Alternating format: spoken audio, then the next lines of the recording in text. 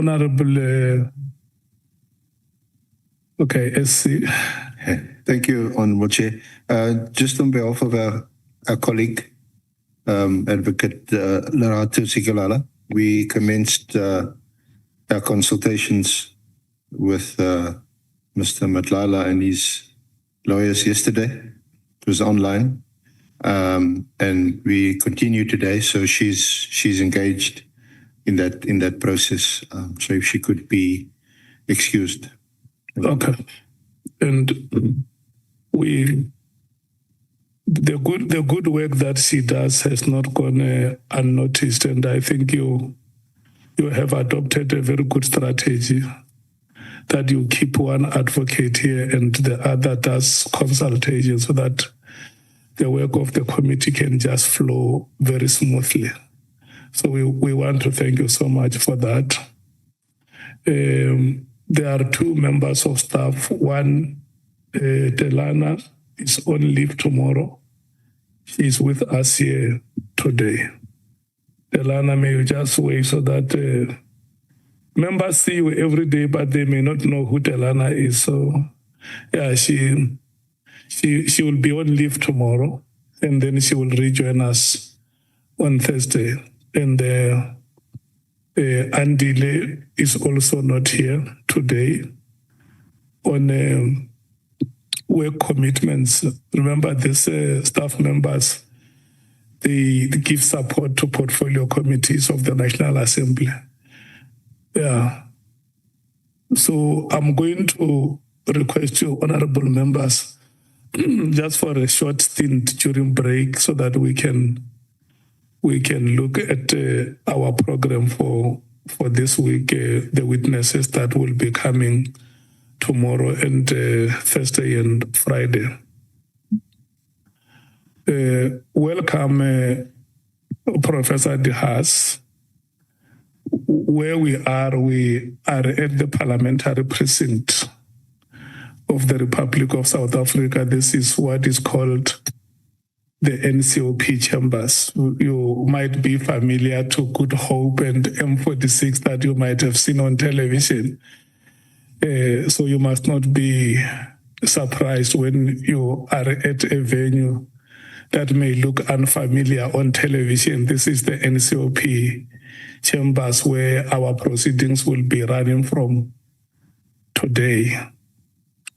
Let me also take this opportunity and thank South Africans who are following us every day.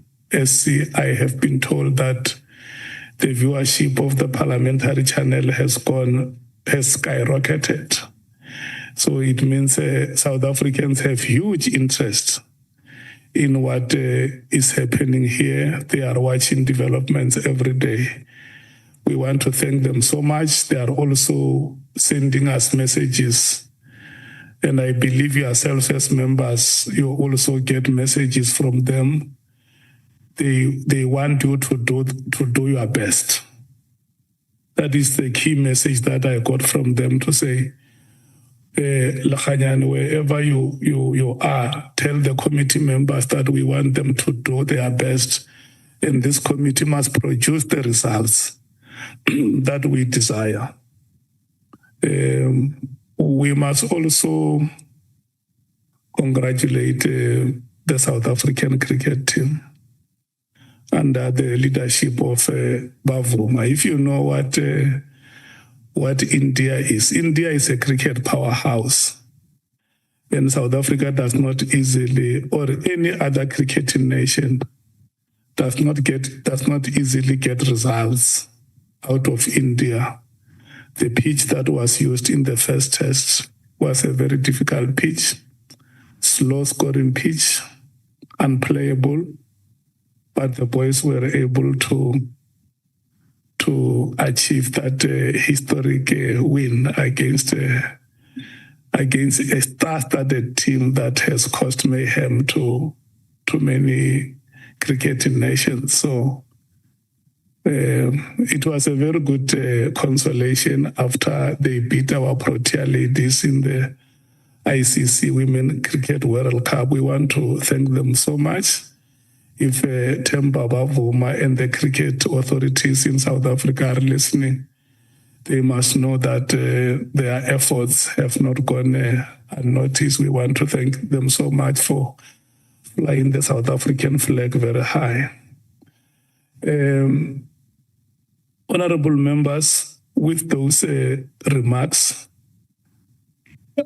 I'm going to request the SC to confirm that the guest who is here is the witness that we have expected. I greeted her and she greeted back. But if you can just confirm that this is the person you did consultations with, and is the person that the committee expected to be here today. Thank you, Honorable Chair, honorable members. I confirm she prefers to be called Dr. Mary Elizabeth Ann Haas.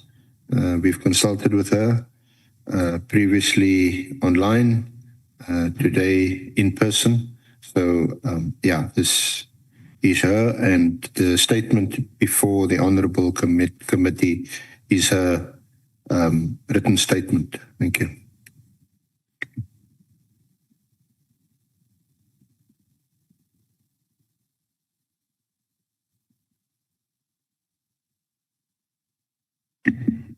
Do we use the titles Professor and Doctor at the same time, Professor De Haas? Yep. If you can please switch on your microphone there. There is a microphone. Yeah, switch it on. Yeah. Yeah. Yeah, you can speak. How do we address you, Doctor, Professor? Or should we just stick to doctor, because I do have a doctorate. So it's Dr. Elizabeth Mary. Just Mary, Doctor, whatever, De Haas. That's fine. Thank you, Honourable Chair. Okay. No, it's fine. We must then move to the next item, which is the administration of oath. Now that the witness has been confirmed as Dr. De Haas. Bonani has rushed out of the chambers to get that oath for us. And I don't want to make a mistake of doing it from my head. I can do the oath from my head, but we have to be professional, because one word missed can be a mishap. So we just have to read every word that is there on the oath and do it the way we have been doing with every witness that has been appearing before the committee. So you will bear with us, honorable members. In 3 or 4 minutes, we should be administering the oath.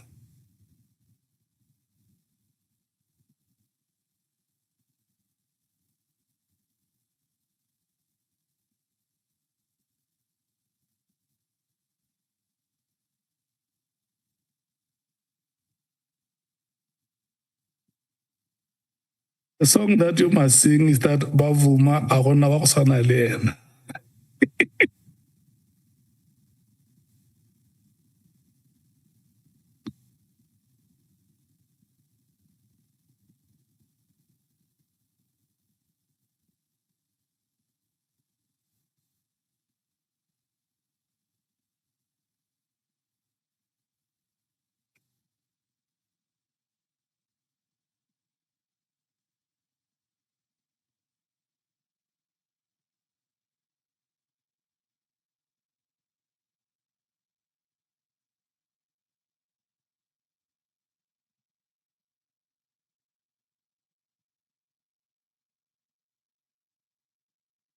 Thank you so much. We are now moving ahead. Prof, before we administer the oath, I must read the following to you. that you have been invited to appear before this ad hoc committee, which investigate allegations made by Lieutenant General Ntantla Mkhwanazi, the Provincial Police Commissioner in KwaZulu-Natal province, the province where you are based.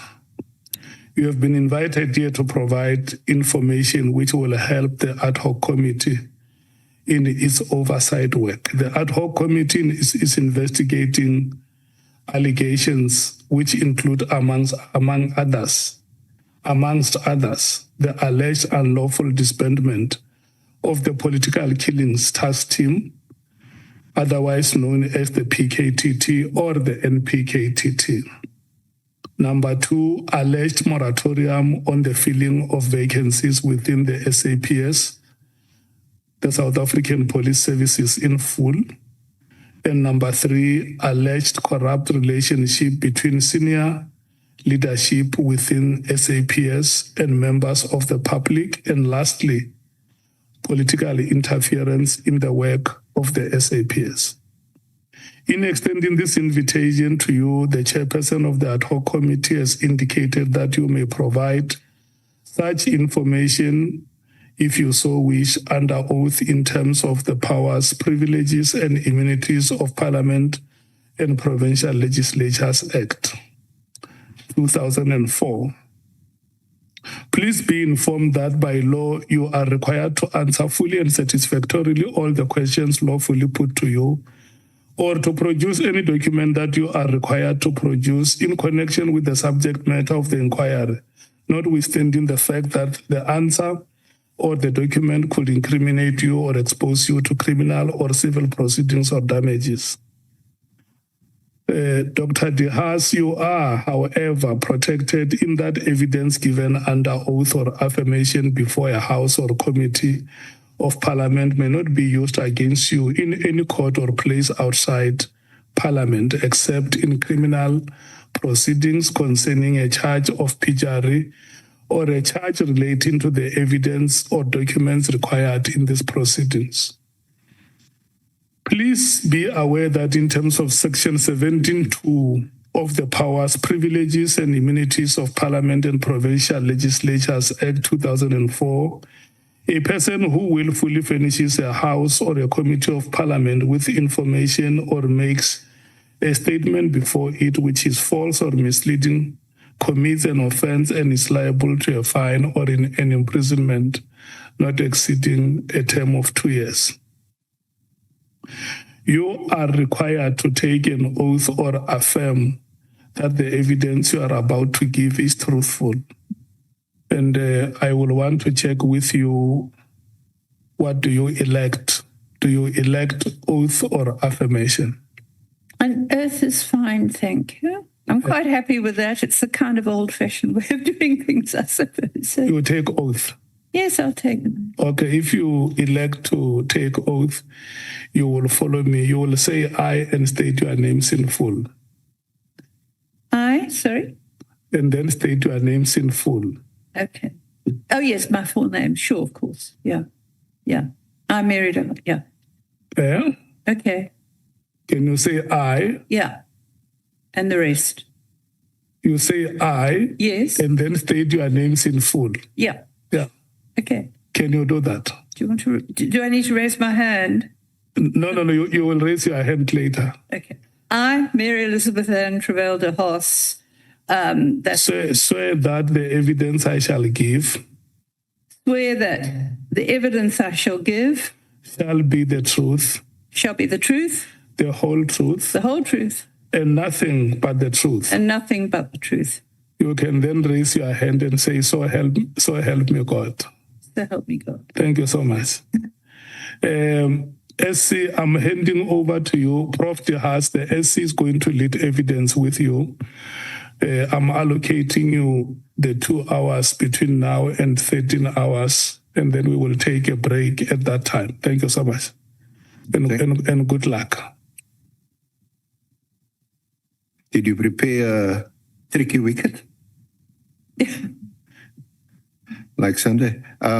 Good morning, Chair, honourable members, colleagues, media, all present. Good morning, Dr. De Haas.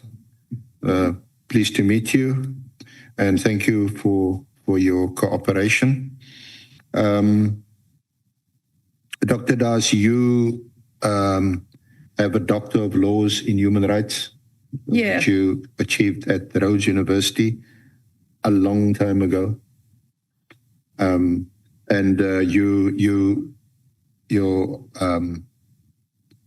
you're a social anthropologist, now retired from the University of KZN. You have, over the years, written extensively about what is called the killing fields of KZN. You've had a distinguished record since the late 70s and the 80s, also exposing apartheid police, security police abuses, and you've carried on that work. You're here because the committee, honorable committee, has invited you to be here because your name has been mentioned, maybe not as much as, but you're running Katmatlala and Brown Mchunu close. So your name's been mentioned. Also because we've heard the evidence of suspended Minister Senzo Mchunu, that he referred to a letter that you wrote to him on the 24th of October 2024, which he says is one of the reasons that informed his decision to issue the directive on the 31st of December 2024. Now, you've written also extensively about the political killings task team, both in its current form and previously, and you testified before the Morani Commission in relation to this. So much for me speaking. Can I refer you to Annexure MDH1, which is in essence a CV of the work that you've done, and I'm going to invite you not to read the entire annexure. Sorry.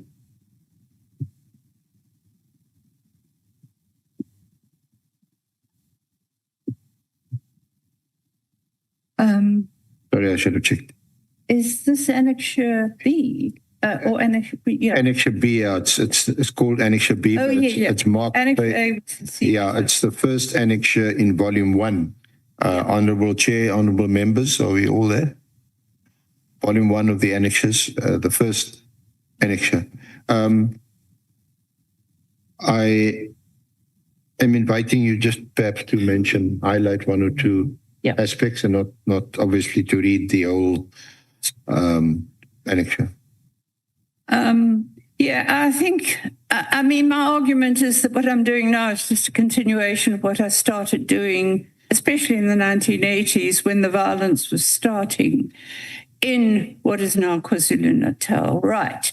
I am, as I said, I was working as a social anthropologist, which is participant. My desktop research was kind of going to weddings at weekends and getting a permit to go into townships and sitting in shebeens. That was very fun. That was great fun in townships and rural areas because I was doing research on drinking patterns and beer and the cultural meaning of beer as well. So, and these people that I had an ever-growing extensive network, and I must mention too that together with this, I was for a few years a member of the Progressive Federal Party at the time because we could then, and I was helping to take affidavits about police brutality, for example, because Roy Ainsley, who was then the regional director and who joined the ANC just before the elections in 93, was the regional director. He'd established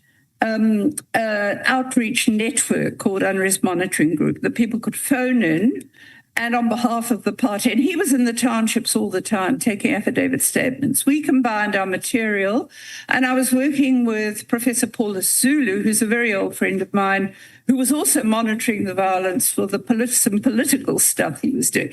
So that's how it all came about that I got involved in this. And then this just carried on. After 1990, and we were interacting a lot with people from exile, including the people who became President Mbeki, President Zuma, and the local people, and their head of security at the time, Vusi Mazambela, was also very much involved with the work we were doing.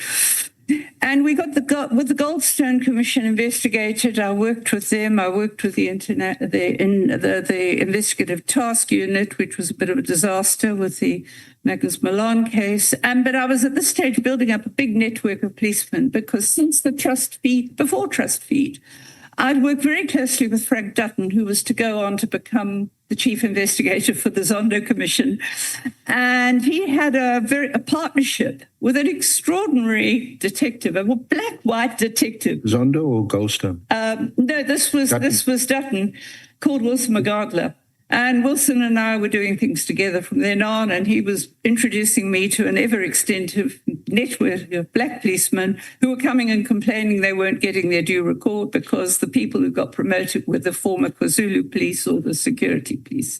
So that's how I got into this, and this working relationship continued because I was also working in communities down the south coast when Shoba Shabana happened, especially up the north coast, because the violence continued after 94.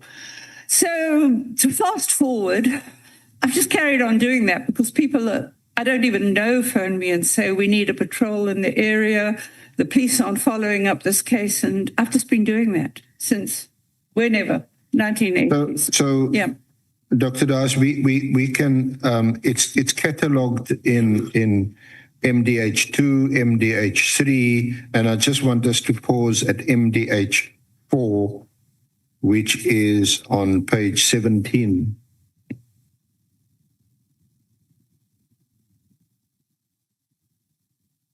Oh dear. And that again is a summary of the work. Have you got MDH4? Sorry, mine seem a bit muddled here. I've got a page 10, 12, 14, then I've got 13. Maybe it's, hang on, here we are. You said it's 17. 17 MDH4, yes. Sorry, MDH4 is it? Oh, sorry. Yeah. Let me stick with the MDHs because the pages. Are you double-sided? Yeah, it's double-sided. Sorry, let me just go to MDH. 4. This is MDH. On page 7. Oh, I'm ahead of the time, I think. Hang on. No, sorry, I'm really getting muddled here. MDH4. What's exactly. The title of it? The page. Sorry, if you don't. I'm sorry about this. I'm just kind of.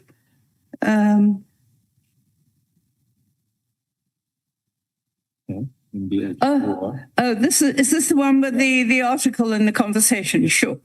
Okay. And the page 18, where you summarize the research you've done. Yeah. And then I wanted to ask you about paragraph 3, where you say, I have conducted anthropological research on political violence in the province since 1983. My work has been of a qualitative nature, using information obtained from our own research networks. Interventionists work with the police and media reports. We know that you also testified before the Morani Commission as an expert there. Can you perhaps just explain a bit further what are your sources of information before we deal with your allegations around the political killings task team and some of the personalities involved, like General Mkhwanazi, General Kumalo, General Masemola. What do you mean by qualitative nature? What are your sources of information? Well, qualitative research is ongoing. It's very, very interaction over time with people that the networks build up. I had this interactions with the police since, as I said, the beginning of the 90s, which just extended. Some of them still contact me, in fact, and they've retired. And so the information comes from police themselves. A number of police have come to me to ask for help because, for example, some of the task team people were investigating. This was in the 90s. Sorry, I'll go back. In the latter 90s, the provincial commissioner, with the approval of the national commissioner, set up very specific limited time task teams to look at what was the killings down the south coast, the killings up the north coast, and Richmond afterwards. These were of limited duration. Now, I work quite closely with those police, for example, who were doing the investigations. Some of them were persecuted when they were making breakthroughs leading to the politicians who were involved, both in Richmond and up the north coast. And we worked with them. I mean, we had some funding in those days from overseas, and we actually made sure they had good legal work, because some of the charges proved to be completely trumped up, especially in Richmond. Okay, so I've had that relationship with police over the years when they were working, including when they were working in teams. Some of them came to me and said, well, I'm leaving. I can't take it anymore because they weren't getting recognition. Their atmosphere was toxic. I also, through the media reports, I integrated media reports. My research methodology is very varied. It's kind of academic, media, and personal. And also to phone people and get very specific information.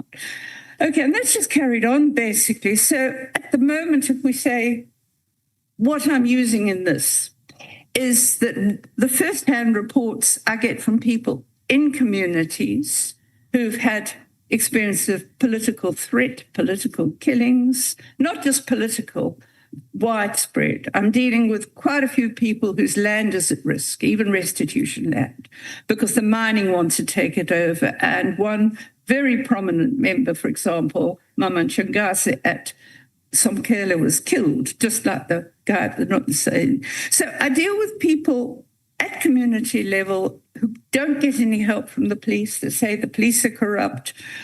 I follow up cases. I put whatever I can on record so that I have a check. And that's how I get to know if phone numbers don't work, if emails bounce back, etc. So my sources are varied.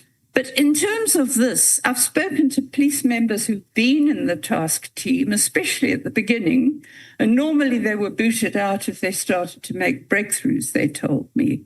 I mean, a couple of them arrested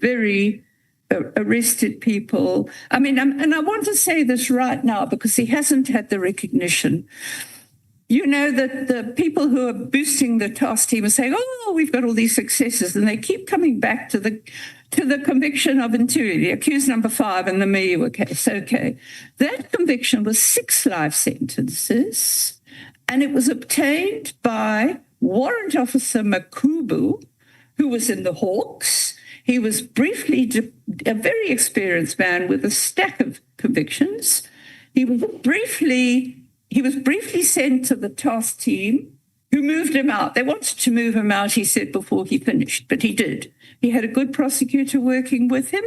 He got those 6 life sentences and a whole string of other dozens. So it's basically, he has never been given that. And I want to say it publicly. He is the one, not the task team per se, that got those 6 life sentences they keep boasting about. He's also the one who opened the second docket in the Miwa case, by the way, because he could see who the real killers are. And his life is at threat at the moment. I'm saying this publicly. There's been attempts on his life. That's what happens to good police. And these are the people I work with and help if I can, as well as what I get from all sorts of policing sources that I cannot verify. So it's a networks of various sources. Yep. And also, it sounds to me, some whistleblowers. Yep. People who have been dismissed, they claim unfairly or unjustly, and they come and complain to you, and of course you also follow the media reports and speak to some people directly. Yes. Have you actually appeared in court as an expert witness other than in commissions of inquiry? I think you assisted in Goldstone and... I did give evidence to the Goldstone Commission, I'm pretty sure. Yes, I did. I remember going to the North Coast. I want to request you that you speak through the microphone. Oh, sorry, yeah. Sorry, yes. Sorry, of course I must. It's just the inbred sort of social interaction, but it's different in a formal situation. Okay, yes, I gave evidence to the Goldstone Commission, and I've given evidence in court. I was some of you're probably not old enough to remember, but in 1980, when was it? 1990, after the NC was disbanded and the violence had escalated, KwaZulu government wanted to legalize the carrying of traditional weapons.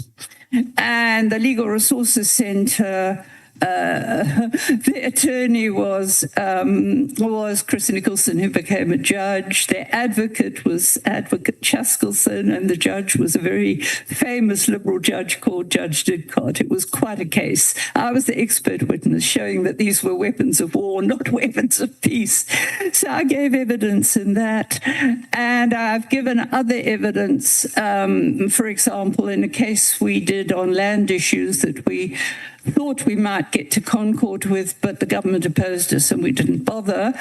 And that was about land ownership and cultural identity. And I've given evidence in more than one case. I've given a few evidence as a social worker in occasional cases. I don't do that anymore. But I've given evidence in mitigation of witchcraft sentences because I'm an anthropologist and we're as one sociologist said, the experts in the irrational. So I have given evidence. That's what I can remember off the top of my head, yes, in courts. Thank you. Dr. Das, then just on paragraph 18, I just want to isolate some of the paragraphs that appear in your article.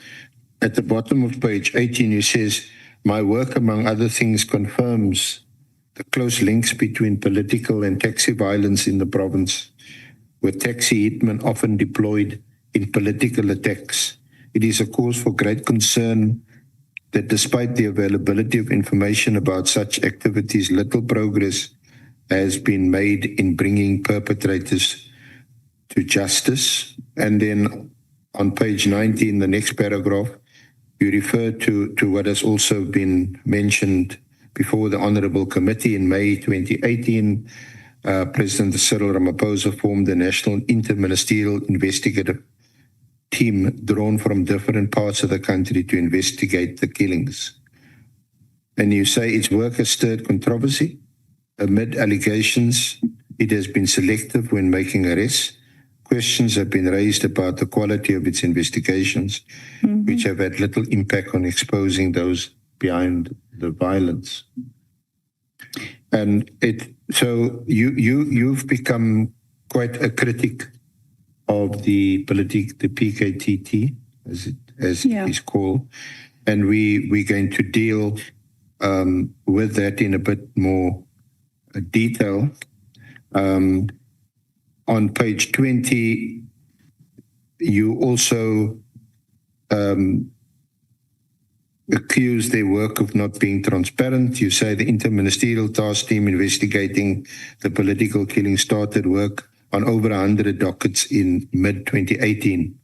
Over a year later, the only known high-profile conviction for any of the 90 murders I documented was secured by the KwaZulu-Natal detectives in March 2019 for a 2016 murder.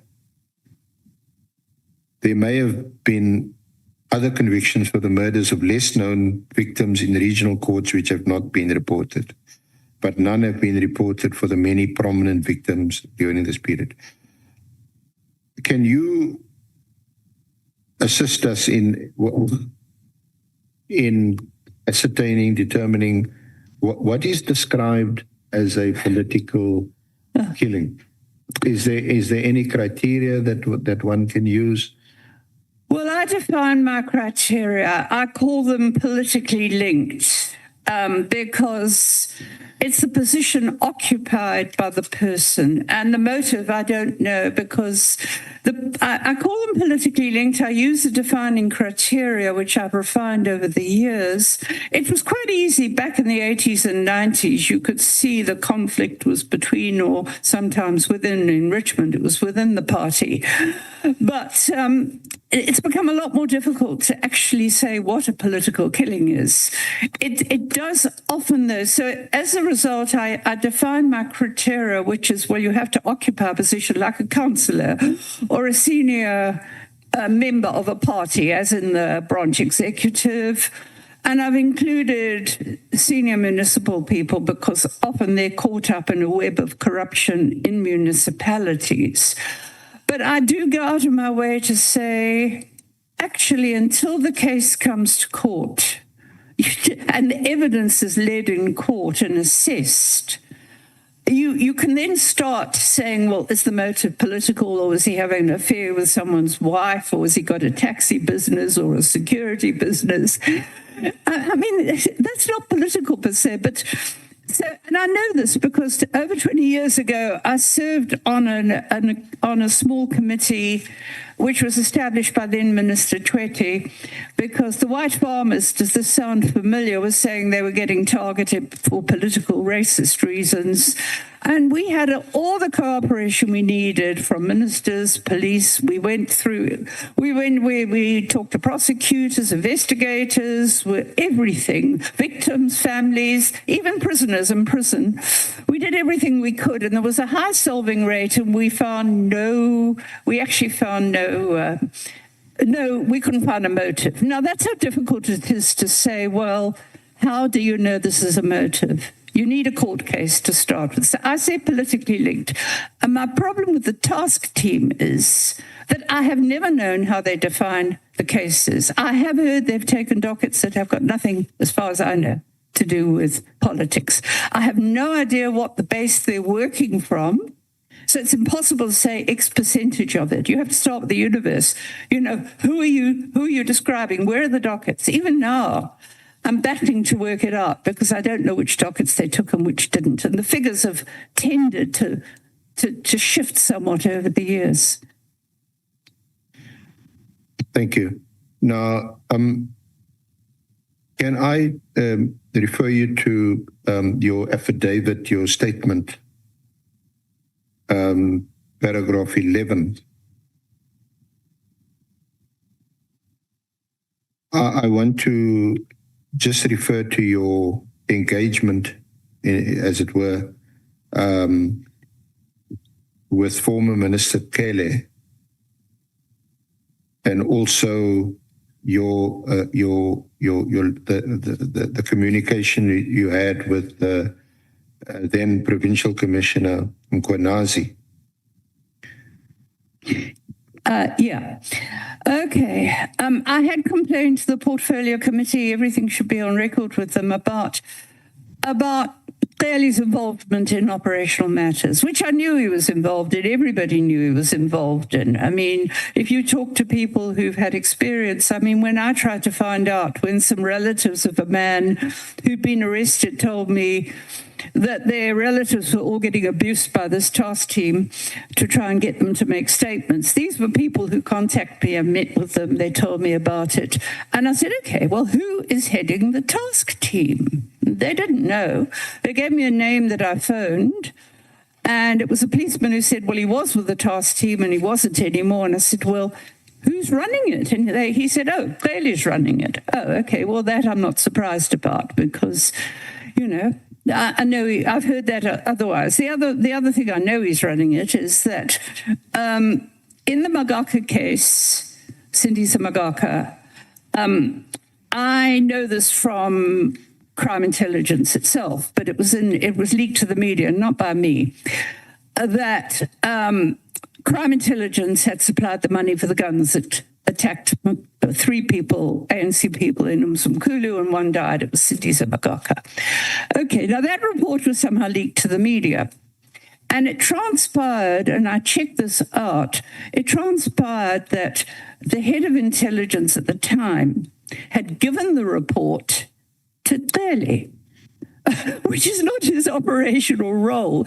The head of intelligence is supposed to give it to the National Commissioner, and he didn't do that. And the National Commissioner said public in the media he didn't know anything about it. I mean, I've never asked him about it, but I can believe it, because if you also, I don't know if it's included in this, but it's even on the internet, or it was. It's a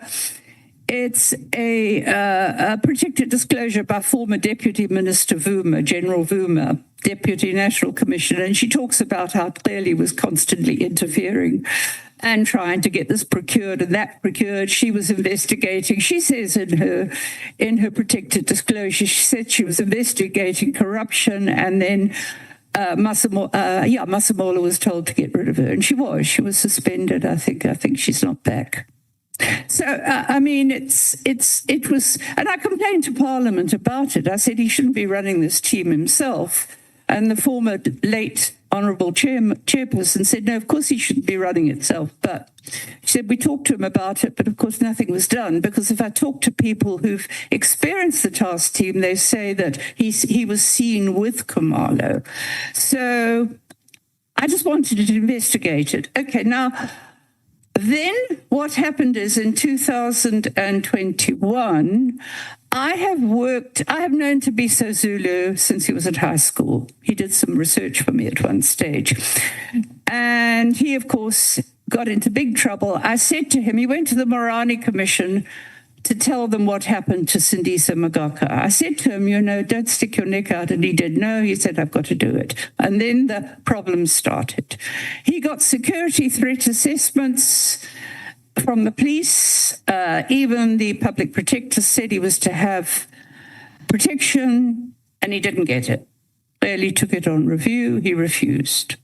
Thabiso was almost killed, just narrowly missed being killed in 2019. And then the police started harassing him and maliciously charging him, and he's been in hiding most of the time. Right, in 2021, he called me because the political task team had come to him and said, we're investigating this case you opened, which wasn't even a political case, it was an assault case.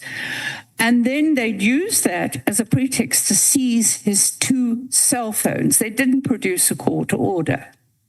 Then they maliciously charged him again. When he got the cell phones back after my intervention, including speaking personally to Khumalo and writing a letter to Mkhwanazi about it and copying it to Parliament, nothing ever happened. That's MDH 5.1 on page 23.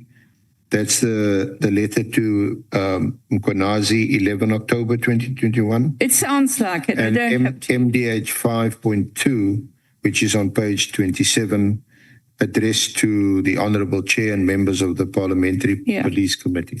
Yes. I also, at one stage, I thought I'd did an affidavit because somebody was going to investigate it. None of the cases Thabiso Zulu opened, and there's evidence, especially in the attempted murder, none have ever been got to court. And it's a political case if you try to shoot a political whistleblower.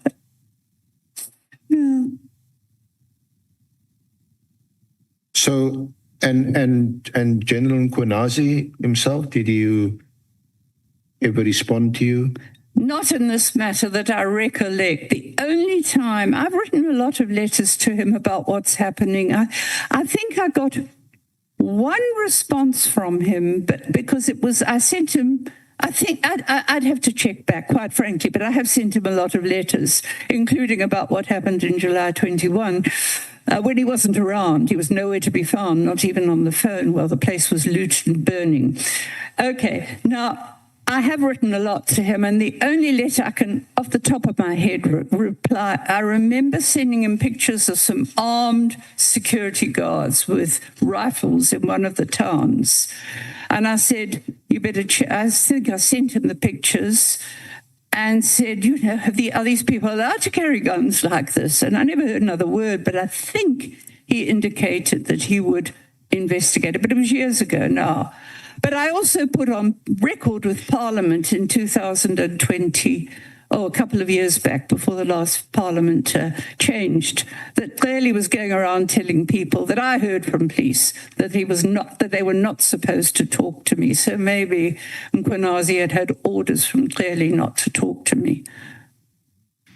Now, Dr. Das, can we just move on to some of the reasons why you demanded the disbandment of the PKTT, and you deal with that from paragraph 15 onwards on page 10 of your statement. Yes. May I just go back, though, because directly informing that is under 13.1. The abuses that people independently were reporting to me, which was part of my motivation at that stage. Yeah, sorry. Yeah. I thought they were catalogued in those. Oh, okay. Well, I can include that. But maybe highlight them. Maybe highlight 13.1, 13.2, 13.3, and 13.4. Yeah, okay. There was the emotional and physical abuse, the use of tubing. I mean, a lot of police do it, but it's almost a norm from what everybody who encountered the task team spoke of. But also emotional, psychological abuse, which they tended to use more with the policemen they targeted than the physical abuse, because maybe they were a bit more empowered. But the emotional abuse was extreme. I've listened to it. I've heard about having to get psychiatric help. It's very clearly spelled out in information given to me by a man called Ronald Pillay, who refused to give false evidence against Mzintli. Mzintli is in one of the first 3 case studies I sent. Mzintli was a former MK member, actually, who was for years a senior road traffic inspector in the Lower South Coast. He reported corruption, and he reported the alleged real killers of the speaker, Wandile Mkhize. And he was then targeted, and eventually he was charged with fairly minor charges of, when I say fairly minor compared with murder, charges of defeating the ends of justice. So he had a gun that was his deceased brother's, he didn't even know was in a suitcase. He was kept for 5.5 years without bail on those charges. They tried to poison him in prison, so he was obviously very unpopular. And then he was released in May this year on the section of the Criminal Procedure Act, which withdraws the charges for lack of evidence. 5.5 years without bail. That was an extreme case. Now, Ronald Pillay was a colleague in the road traffic department, and they'd come to him and said, we want you to do this, sign a statement implicating him. And he said, I won't do it. And he gave me an affidavit about how even this prosecutor that I complained about had tried to force him to do it. He made an affidavit, and he said they kept harassing him. They would come and search his house without a warrant. His house was even set on fire once. He doesn't know it was them. And then they caused him to lose his job by supplying false evidence. So he was persecuted psychologically rather than physically. The other one is almost a norm, it seems, and this is, I've been told by virtually everyone I've interacted with, they just come in and search without a warrant. They don't produce an order when they take our phones. This was common. This was a common allegation. I mean, this is illegal. And the fact that I reported to Parliament the illegal seizure of a phone without a court order, and they were still allowed to carry on doing it. And that's what they did do. Okay, the fabrication of evidence. I mean, this is a serious problem. I mean, there's a case now involving 2 policemen, a sergeant and a constable with clean records, in a station called Umkomaas, south of Durban. 3 years ago, they were on patrol one night, and they stopped a car that turned out to have armed in with AK-47s. You see, they were all hyped up. He thought they were on Muti and going to kill a hit. Okay. They were going to get an excellence. They booked the guns in, they booked the prisoner in. They were going to get an excellence award, but they get arrested. In fact, the way they describe it was one of the Kumalas, there's lots of Kumalas in this team, lots of them. One of the Kumalas rocked up driving Mchunu's BMW, apparently. So Mchunu, instead of giving them an excellence award, was kind of colluding with the police who wanted to arrest them. Okay, they were arrested. They were charged initially. The only political killings that they could muster was the killing of a councillor in Margate, which is a good hour's drive from Umkomaas. And they were on duty that night. And there are OB entries, AVL entries, cell phone records to show they were in Umkomaas doing their job. That charge has never been withdrawn. They then manufactured another 3, which weren't even political, okay, that they killed one night, apparently. And they've got alibis for that. They've got alibis for that night. But the state drags its case out, on and on and on. They refused bail on grounds. I've seen the bail hearing transcript. The state finally finished its case 3 years later, wasting days and days of court time that they are paying for, their families are paying for. No evidence whatsoever produced to support the bail argument and let them out on bail. We're looking at that case now and how we can help them because they deliberately delayed the hearings again for another 6 months. I don't know why the lawyer didn't apply for a withdrawal of the charges because the state, according to a relative of theirs, which is a senior policeman, the state had not produced any evidence to support the charges. So, I mean, these are the stories I was getting, and this fabrication of evidence was a common theme. I mean, like the Dlamini case that the Honourable Adams has been pursuing.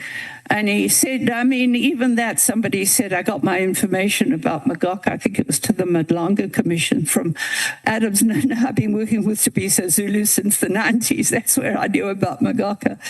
Anyway, but Adams said to me when I finally did speak to her, which was quite recently, I'd only copied him some of the stuff to the committee.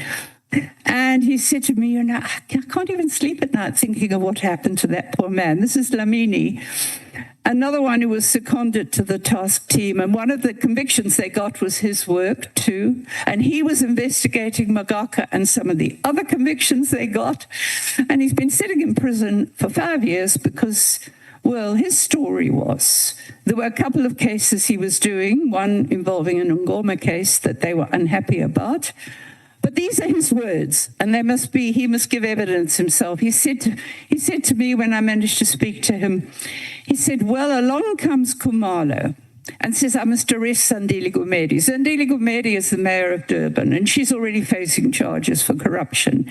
I've got to arrest her for killing her husband. He said, but I can't do that. I've got no evidence to arrest her for killing her husband. I can't arrest without evidence. And these are his words. So he says, Kamala says to me, I don't care whether you've got evidence. He said, the minister wants her arrested. He wants it in the media. These are Dlamini's words to me. He must give it himself to Madlanga Commission. But he was unpopular enough to be charged with defeating the ends of justice. And a policeman who refused to support it also got charged with defeating the ends of justice. They're still sitting in prison 5 years later. So you can see why I was up in arms. I'm hearing horror stories, human suffering, dreadful stuff. Yeah. But Dr. Das, are these stories that you're hearing, they anecdotal? But is there some independent source, or how are these stories verified, if at all? I can only talk to people directly and corroborate. Like, for example, one of the cases I was linked to, I spoke to people in the community who were all saying, no, they've arrested the wrong people. the two brothers who knew who the right killers were killed themselves because they went to the police for the information. And I've spoken to people in the community, including a man who was told me how he was tortured, tubed. Very scared, very scared. Some people are too scared. I've tried to verify everything. I obviously can't. I mean, how can I check whether they're guilty or not? I can't until the case goes to court. And they're dragging it out. They're dragging these cases out. Police, some of the police, like one of the relatives is a policeman who's verified everything that is, and other people who've also kind of experienced that the task team said, well, that's what they do, and this is what. Oh, in the case that Dlamini, the councillor that Dlamini had actually arrested, the charges were withdrawn. So, I mean, that is concrete stuff when charges are withdrawn. I can't verify. I have said to all these people, I've seen stuff they've written, because some of them have actually written stuff to the Public Protector, Justice Department. So that's the best I could do to verify, quite frankly. I want them to talk themselves. These court cases, do you monitor them? Are you able? Yes, as far as I can, especially the Bagaka case. I've been monitoring that since the very beginning. Honorable Ngola. No, thanks, Chair. Chair, the witness has made a concession that there are many Kumalos in the police service and stuff. So if we can plead with the witness to be specific when mentioning people's names. If the witness is referring to Mkwanas, there are numerous Mkwanas. If the witness is referring to Kumalo, there are many Kumalos. So the witness can she please be specific if referring to General Ndlandla Mkwanas, so that it's on record, or General Dumisani Kumalo, so that it's on record. Otherwise, we'll rush after people, wrong people, if this is our movement. Thank you. Yeah. Do you want me? Yeah, you may proceed. Dr. Haas, you heard that. I think you yourself said the many Kumalos. I think the Mkonazis, thus far you referred to, that's General Mkonazi that you've written to. Yeah, I've only referred to one as far as I know. Apart from that, there is an investigator, Mkonazi, which should be in the, who's no longer in the police. He's the one who was investigating the alleged interference in the arrest of a convicted drug dealer and trafficker by General Mkonazi. I did think I left a copy of that note there, and he was apparently, the investigator was also called Mkonazi, and he was no longer in the police. I think that's the only other Mkonazi that I personally have come across. So when I say it is definitely General Mkonazi, the person I spoke to after Tabisa's phone was seized was General Dumisani Kumalo. And the other Kumalos, it's quite difficult to know. I think it was a Captain Kumalo, but there's a sergeant one who arrested these Unkumas police. I've probably got it in my notes at home. Yeah. Perhaps, now that you've mentioned him, perhaps talk to us about Lieutenant General, I think, Dumisani Kumalo. Okay. He was the project leader of the project leader, yeah. As far as I know. And I've heard this from more than one source, and it may have even come up in Parliament, because I had a very good friend of mine who's now deceased. It was called, we worked together from the early 90s. He'd also, I think, Philip Mhlongo. Philip was an ANC cadre who then moved to COPE, and then moved, I think, to the EFF. He was representing the EFF in the Portfolio Committee. And Philip told me that he had a call. He was very proactive, the late Philip Mhlongo. And the police had contacted him from Operational Response in Pretoria, because General Dumisani, he was Brigadier then. Brigadier Dumisani Kumalo was acting head of acting head of ORS, and there was so much trouble in ORS. There was a lot of internal conflict, And he said things getting really nasty because we can't take Brigadier Khumalo's leadership. It's toxic. I don't know what the actual complaint was, but Philip said the members were complaining about him. He said he called Advocate Björkman, who was then the chair of the committee, and he said they had a special meeting about it. Now, I don't know, that should be on record. Philip then told me, look, we decided to move him. We decided to move him because he wasn't the right person to head operational response, although I'm told subsequently that he wasn't actually moved. Structurally, he was operational response, but project managing for the task team. Philip also said, well, and some other people have told me this since then, he was apparently operational response in the KwaZulu police. Some people say he was a Caprivi trainee, but I have never verified that. You know, it's easy to make allegations like that. But he did apparently, and more than one person says that, he was obviously well trained or trained by the KwaZulu police in guarding, because he was guarding the king, King Zwelithini. And those of you old enough to remember, was that in the run-up to 1994, there was quite a few dramatic years that I could give you a whole day's story about how the king wanted to assert his independence, but he was being guarded night and day. So I guess Khumalo was part of that. Okay, then he was integrated into after 95, the KwaZulu and South African police were integrated. And one former intelligence operator who's retired now said to me, well, he was integrated and he did a bit of work with statistics and finance in crime intelligence, but he said he was never operational. And then he went back to operational response. So what I've heard is that from that time on, with one exception, he was operational response. But General Mchunu is correct when he gave evidence to Mdlanga that he moved him. You know, General Mchunu was acting National Commissioner when Clearly was suspended. Former minister, whatever you want to call him, Minister Clearly, was suspended when he was National Commissioner. And Mchunu had to jump a few places. He was so far behind. Everybody was saying, why is somebody so junior?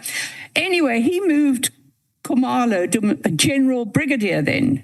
I don't even know if he was a brigadier at that stage or later promoted. He moved him to crime intelligence.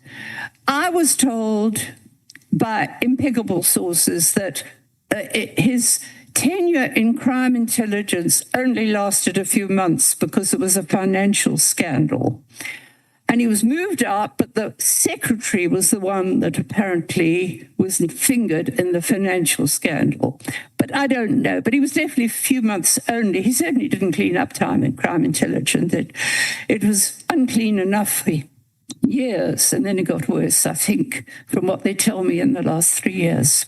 So that's all I know about General Khumalo, Dumisani Khumalo, that he had very little intelligence experience and was almost primarily operational response for all those years, apart from being a project manager for the task team, which should not involve investigations or intelligence.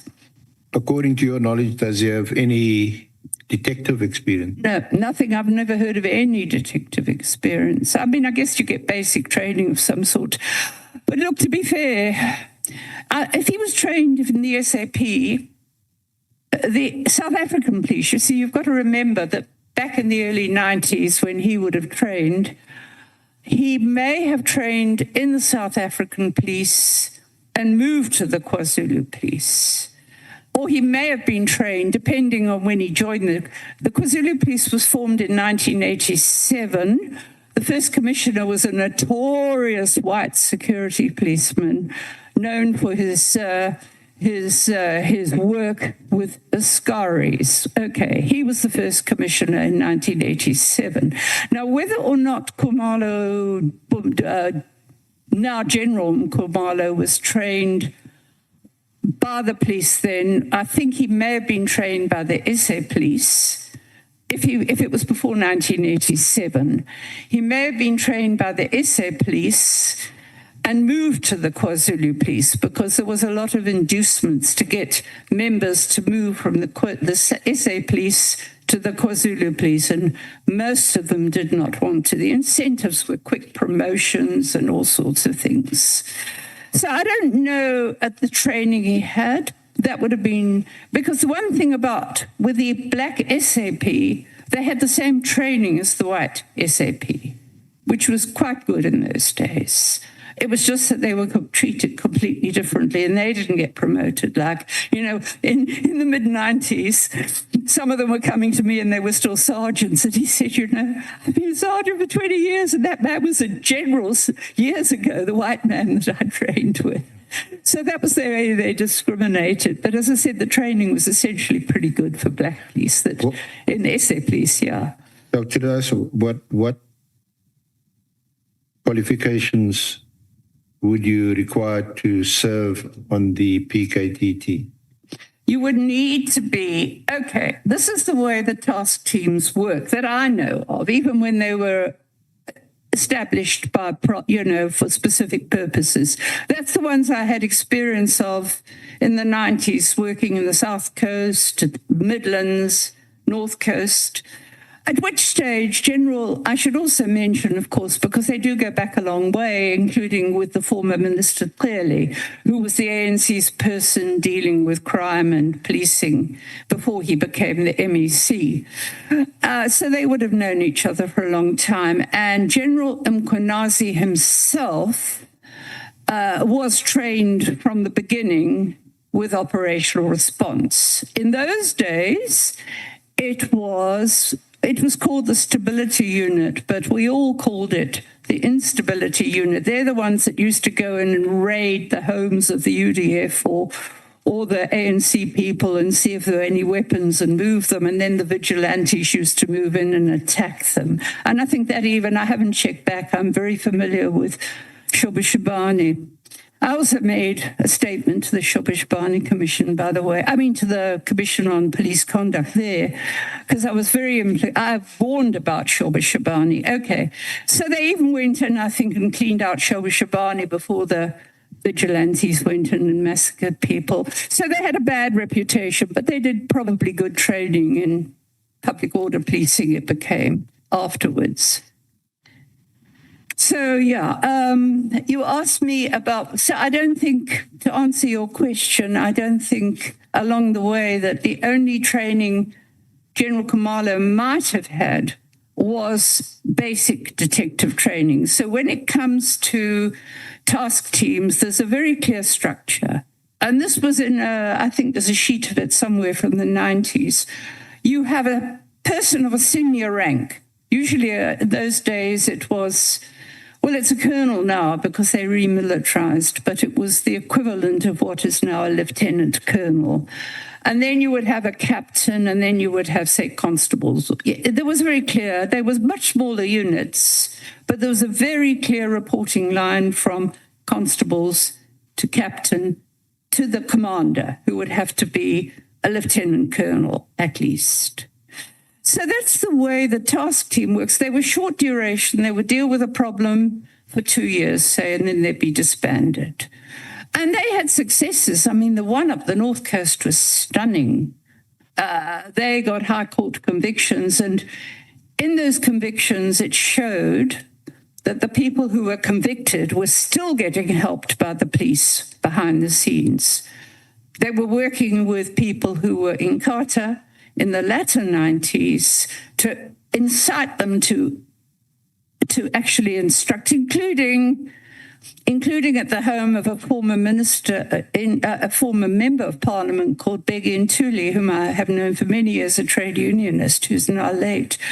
He lost family members in these attacks, and the investigator who'd been with the Goldstone Commission, Vilagazi, was stunningly good. He got convictions for some of those killings in that area. So they were very successful operating with that structure. Now, you ask about the task team. I mean, apart from the first being a brigadier, the brigadier soon left. I said to people who had experience of it, I've had a lot of names of people. They come, they go. I mean, one of them was a constable brought down from Pretoria to investigate these policemen in Umkomaas, and they wondered why he'd been a constable for 20 years. And the lawyer asked him, and he said, "Oh, I'm in a bit of a contestation at the moment with the police." And a person in the police who checked the records found out, no, he hadn't been promoted because he was actually, he had a criminal record. But he was promoted while he was in the task team. I'm just giving that as an aside. Now, after the brigadier left, which was pretty early on, I've said to them, "But who are these people who are supervising dockets? You know, you've got to have supervision of dockets by a senior police member." Oh, I think Dlamini told me this because he had basically worked in the team after there was, and he was moved about the time the brigadier went. I think he said, "Well, I think what happened is," he said, "they've had a few lieutenant colonels come, but they go. And we've had a few captains come. Maybe they're doing it. But there's been I just want to explain, this is why I had a problem with this. There's no transparency. You can't evaluate because they don't give breakdowns of who these people are they say they've had successes with." So, Dr. Das, so from paragraph 15 onwards on page 10, you discuss your request for the disbandment of the team, and you had initially complained to then Minister, that this is in 2024, to then Minister Mchunu, and you had also written to Parliament, and that there was the letter of the 24th of October, which isn't part of the original bundle, but we have, Honourable Chair, made copies available. And it is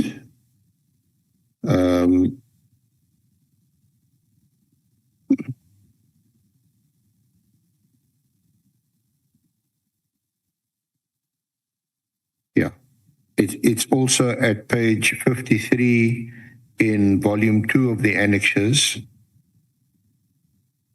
A call for the immediate disbandment of SAP's political killings task team. This one. Yeah. Oh, yeah. Yes.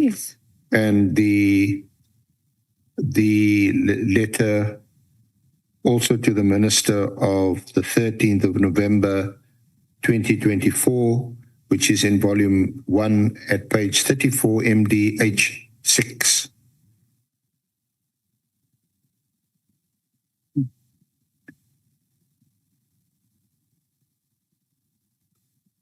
So the one of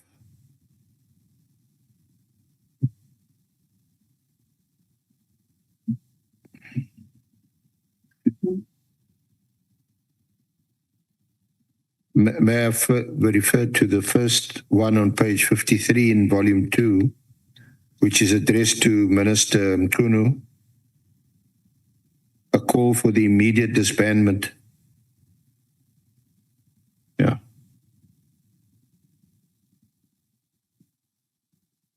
Yes. And in the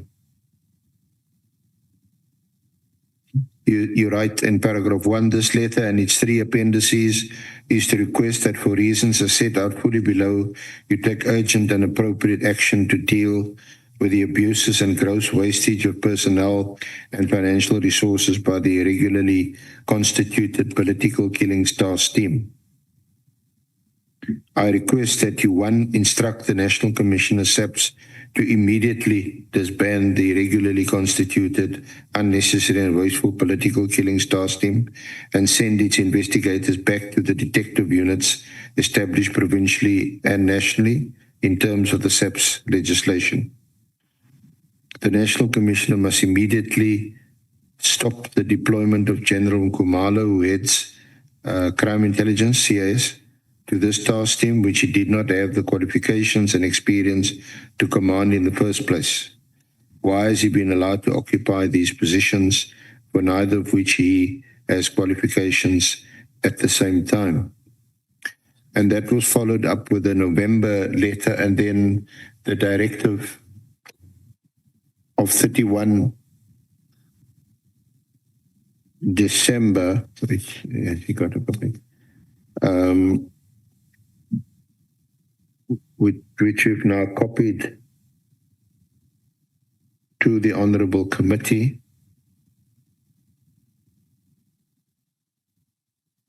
The Minister's directive deals with three separate items. The first is the filling of posts in the Intelligence Division. The second one, ports of entry.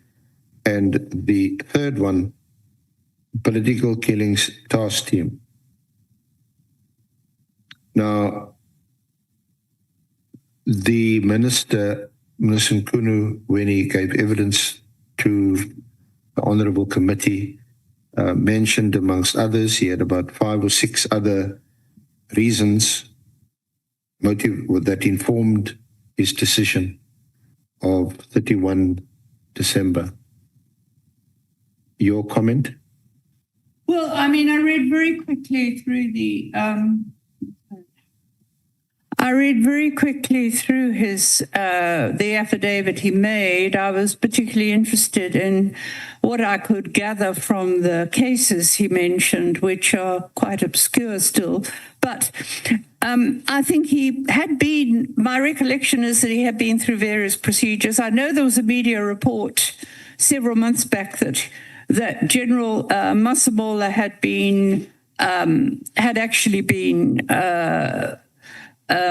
told that we couldn't afford to, the country couldn't afford to keep this expensive unit going, and I think my role in this is to say it wasn't necessary because we had perfectly good provincial teams, which I have explained, I've given details to. And I had never in my life, in all the years I've kind of worked with police, we've often cooperated. I put them in touch with people when they're investigating, including back in the 90s. And I have never in my life heard of a task team running around with members of National Intervention Unit. What the police do, if they have to go into an area they think might be dangerous, they sign for a rifle to take with them in case they come under attack. And here I was getting, I think the first one I heard that were national intervention was when they seized Tabiso Zulu's phones. And then I heard that regularly the National Intervention Unit is with them. Now, I can tell you, and this is one of my arguments, that at the moment we've got trucking mafias, we've got land and housing mafias invading land, which is interdicted by armed men, and there's not a sign, there's no sign of a national intervention unit or a public order unit. And they're running around with the task team, staying in expensive hotels. I then was told that actually a member who was a captain and promoted to lieutenant colonel, who by the surname of Finn, who's named by people in the task team, is actually cooperating the unit with General Dumisani Khumalo. He's kind of one of the commanders. Now that means then that we have the only people with oversight of a detective team are the National Commissioner, the Provincial Commissioner, the seconded NIU person, and General Khumalo, who's also head of intelligence. Now, that means there's 4 people there who are operational response and not even detectives running a team. I mean, it's just crazy. Absolutely. I've never come across this before. So that was the story of, I did write that letter, yes, and I wrote the subsequent letters because I was horrified by what I was hearing, and I thought of the expense even then. I would hear, well, who's so-and-so? I'd ask a detective that used to work in the I think he was with us and he's gone and he got promoted now. That's why he's now a colonel. But I was getting reports from different people. When you put it together, it was all grossly irregular, plus my own experience of, as I said, the way they were running around And I wasn't just told this by people who were accused, I was told it by families who'd seen them in court.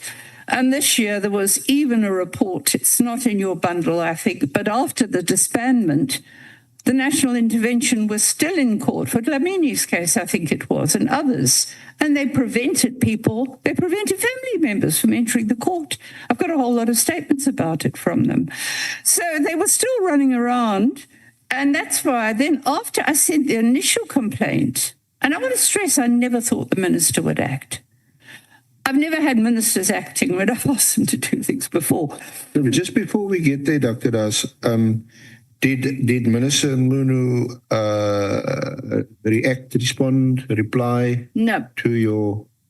But the letters went through. He never responded. As far as I know, I never got even, but I did send them to his office and they didn't bounce back. So I was assuming that he had received them.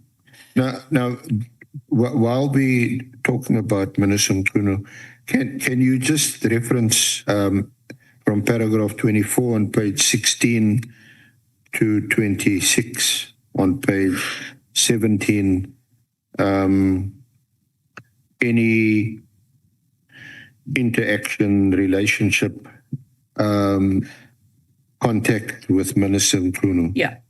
I was asked to do this and I want to do it because people are saying it was me who drove it and wrote the letter, which is nonsense. Let me just explain my history. When I was interacting with a lot of ANC people in the early 90s because they wanted to know what was happening, Professor Zulu and I were still producing reports. I've mentioned to you there were specific people, but Senzo Mchunu was not one of them. There was Willis Mchunu, who was a trade unionist, who became the premier of the province, but not Senzo Mchunu, I think, at that stage. And the area he came from, he'd been under threat, I gathered, from... I was working very closely with Roy Ainsley, who was up the North Coast a lot. And he was doing the area that Senzo Mchunu was in, and he was under threat. But it wasn't as badly as attacked as areas I was working, which had a lot of trade unionists in. And he seems to have been in another role. I didn't deal with him then, but I probably met him at some stage. I remember a conversation I had with him in the 2004 elections when he had asked me to supply him with what was happening, problems at polling stations, because in those days, and it was very contested. That was the first election the ANC won in the province. And there was a lot of intimidation, were the police there? Were the police doing their jobs? I was phoning him and telling him, well, there's a problem at this station, that station. That was the conversation. He was quite grateful for it. He thanked me. And that's the only connection, the only conversation. I must have met him at some stage because I was always getting asked to do things like, opinions on traditional leadership and all sorts of things. And I must have met him. I probably met him when the ANC won the province. They had a huge gathering then. Paulus and I were at it. Shamila Batoy was at it. There were lots of people at it, and I probably met him then. And but I don't remember him specifically. But I had his phone number. I had his phone number in a book from years ago. I think a book from the 90s probably, or early 2000s. But when he was appointed minister, and I thought, well, I need to send him stuff now. I can't send it clearly because clearly was the one that was causing the problems. And I was writing to Parliament about it. And the president, I might have even written to the president at some stage about the problems, especially about Thabiso Zulu, because, of course, clearly wouldn't give him protection. Anyway, but I then phoned somebody in the ANC and said, have you got Senzo Mchunu's number? And he said, well, here it is. And I found out it was the same number I had in my notebook for many years ago. Okay. So I sent him a text message. Or it might have even been a WhatsApp, I can't remember. But I noticed that with his WhatsApps, he does turn on disappearing messages, so I can't remember what I said. But I sent him a message and I said, please, could you give me the number of your PA? I would like to send you copies of letters to the police. And he sent the number of his PA. I think she was called Mtembu. That was the only contact I had with him before I wrote the letters. And then after I wrote the letters, I had no contact with him until a month ago. What is it now? End of November, about a month ago, maybe a bit more. I got a call from one of the really good police that I've been working with for a few years. He's based nationally, and he has lots of information. He was in the police for a long time. He gets it. I've noticed a lot of these police get their colleagues' information. He knows a lot. He said, I really need to get hold of Minister Mchunu. Can you let me know how to get hold of him? I said, well, I don't want to. I never give people's telephone numbers without their permission. He said, it's really urgent. He needs to know this.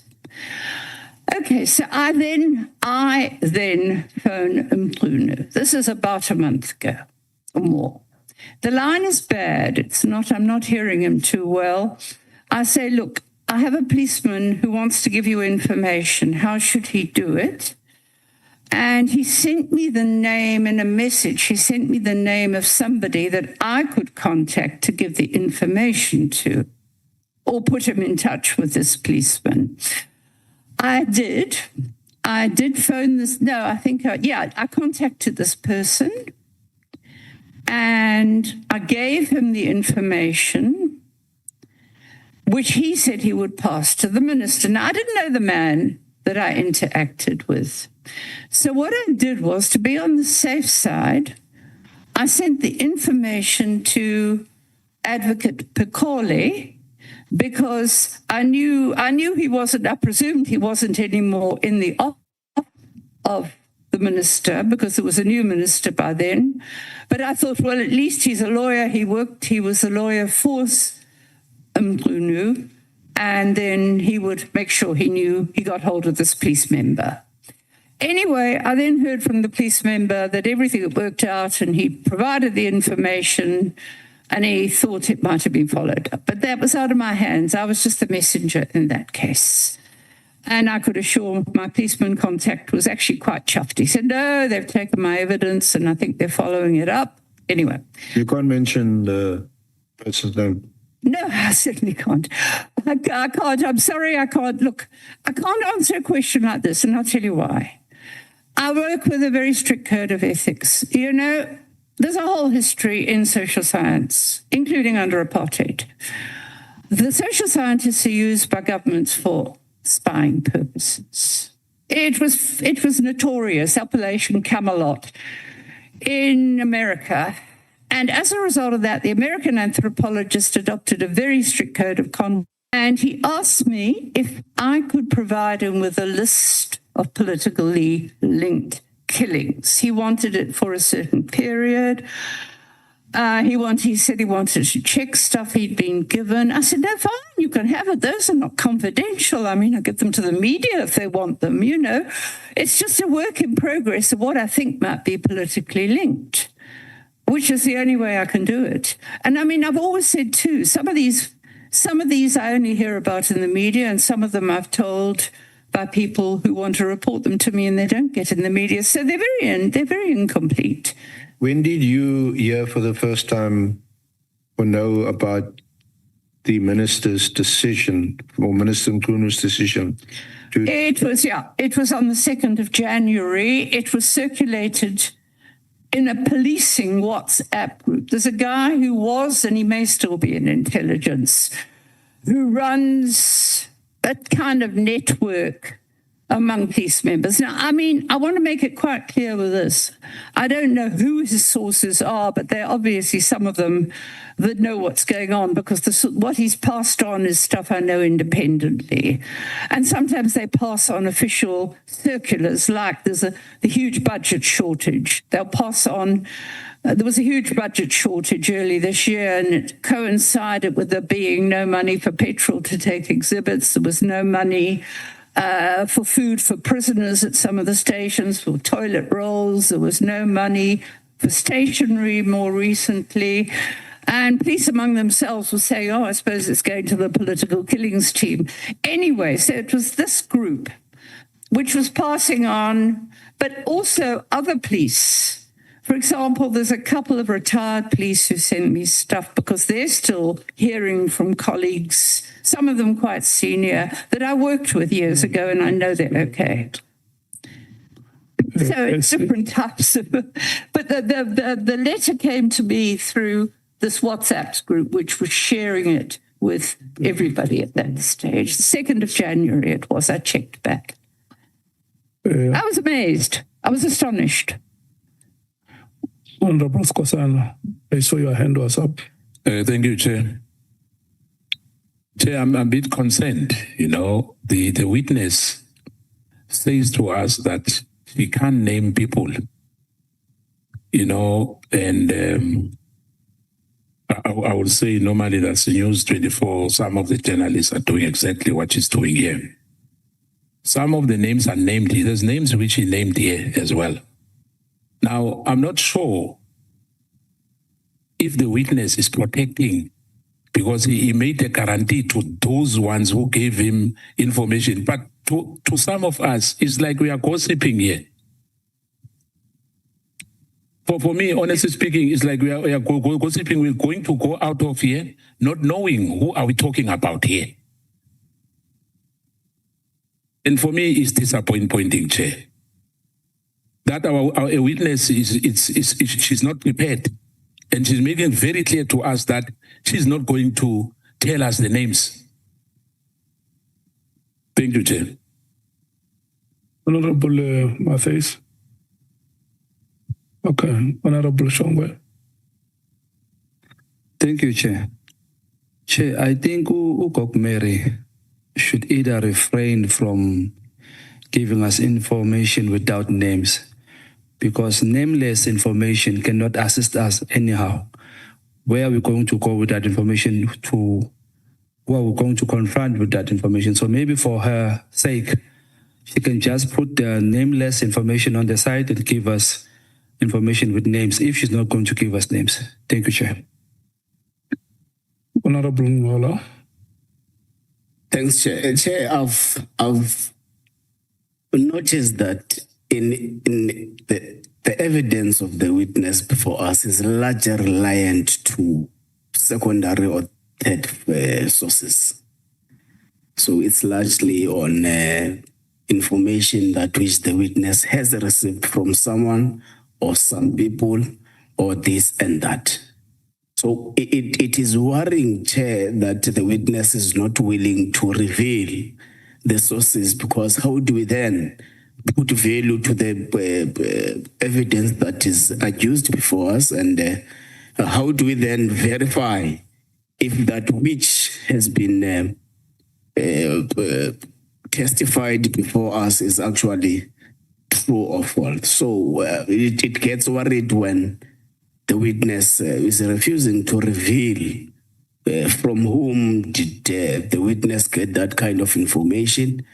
You know, Chair, we have long discussed the issue of names since the first witness, and we will implore with the witness to share with us as much information as she can, because if she doesn't, it means, therefore, as Honorable Skosana says, we are busy here gossiping. Because the statement of the witness is largely reliant on secondary sources. Thank you. May I respond? I answered a question about my contact with Mchunu, and I had to explain how it happened. It happened. I cannot reveal a source of somebody who might get killed for telling me. I mean, this is an ethical problem. Basically, I have to give people my word that I will not reveal it. When it comes, most of what I've told you, I've heard directly from people about the abuses. The prisoners themselves have managed to send emails from prison. Sometimes you can talk to them on the phone. I've spoken to people there. This is first-hand information. All the names I'm mentioning are already on record. Now, if, for example, You know, if, for example, the General Mchunu or General Khumalo come along and talk about, well, this is what we're doing, they're getting that information from informants, perhaps. They're not telling you their informants' names. The informants would be killed. It's the way I've been doing this. It was part of my training as a social worker. I had to take an oath of confidentiality when I was still a student. I have worked with this for years that I do not, people know they can trust me. So most of the evidence is people that are already, I'm talking about people that are already named in the media, people who've given evidence. The only names I'm with, I got that letter. You asked how I got the letter. I got it, and it's a letter that we all know exists. I didn't manufacture that letter. And I have made a point elsewhere in this affidavit, only because I was specifically asked to comment about links with intelligence. But not only does the information, some of these allegations I cannot. I'm making it very clear. Because I'm seeing reports in the media, stunning revelations. These are not revelations, they're allegations until they're examined. And these people, a lot of people are just dying to give their first-hand evidence to the Midland Commission. And there's a clause for secrecy in giving evidence. Honorable James will be followed by Honorable Nomvalo and then Honorable Matthys, in that order. I think they are still not satisfied, Prof. Doctor, on the responses that you are giving. Okay. This is not a storytelling environment. This is not a history class taking us back to the 1980s. Our communities are under siege. Our children are being fed drugs. We are here to get to the truth. Ethics has long left this room and left this country. Long time ago. It's too late for that now. We need names. Anyone that comes here today, we don't know you. You said earlier on, Professor, my people trust me. I don't know you. I don't trust anyone. So please, can we have names here today? And when you get asked a question, Chair, I find that the witness sometimes will get asked a simple question. How did you learn of the letter? And then we must hear about groups where stationery and fuel complaints are being received. Please, can we stick to the question? Can we give a frank, honest answer? And can we move on and can we get names? We've been listening to this all morning and we've been patient with the witness, but I think time is moving. We don't have a lot of time. Can we please get to the bottom of this now? Yeah, not before. Honorable James. Honorable James. What is it that let's be specific so that we are able to help the meeting to move forward. Okay, let me give you an example. Yeah. When the witness was asked how did she learn of the letter, she answered, she said, via a WhatsApp group, a police WhatsApp group, and members have also been complaining about fuel and about petrol and all of that stuff. The entire morning, whenever she speaks and she speaks about her sources, she doesn't reference the name. It's just, she's unable to verify. When she speaks about crime intelligence leader and head of crime intelligence, there's provincial, there's national. She's not specific with names I've picked up. So there's a lot of inconsistencies in her statement. And I think out of respect and sort of one looks, at a lot of things, so you don't want to be too hard, but it's been going on the entire morning. And there's a lot being said here where I can see we're being patient, the evidence leader's being patient with her, but she's not getting to the point, and we are getting derailed. Okay. Did you note the question? I did indeed. Well, I wouldn't have come here if I'd known that I couldn't withhold people's names for ethical reasons, but they might be. Dr. De Haas, did you note the question? I heard the question about needing to know the name. Indeed, I did. Yeah. Note that question. We are coming later. May I explain? Honorable Nomvalo. No, thank you very much, Chair. I think the first thing that we need to, as a basic necessity that we need to protect in this house is the decorum. That is number one.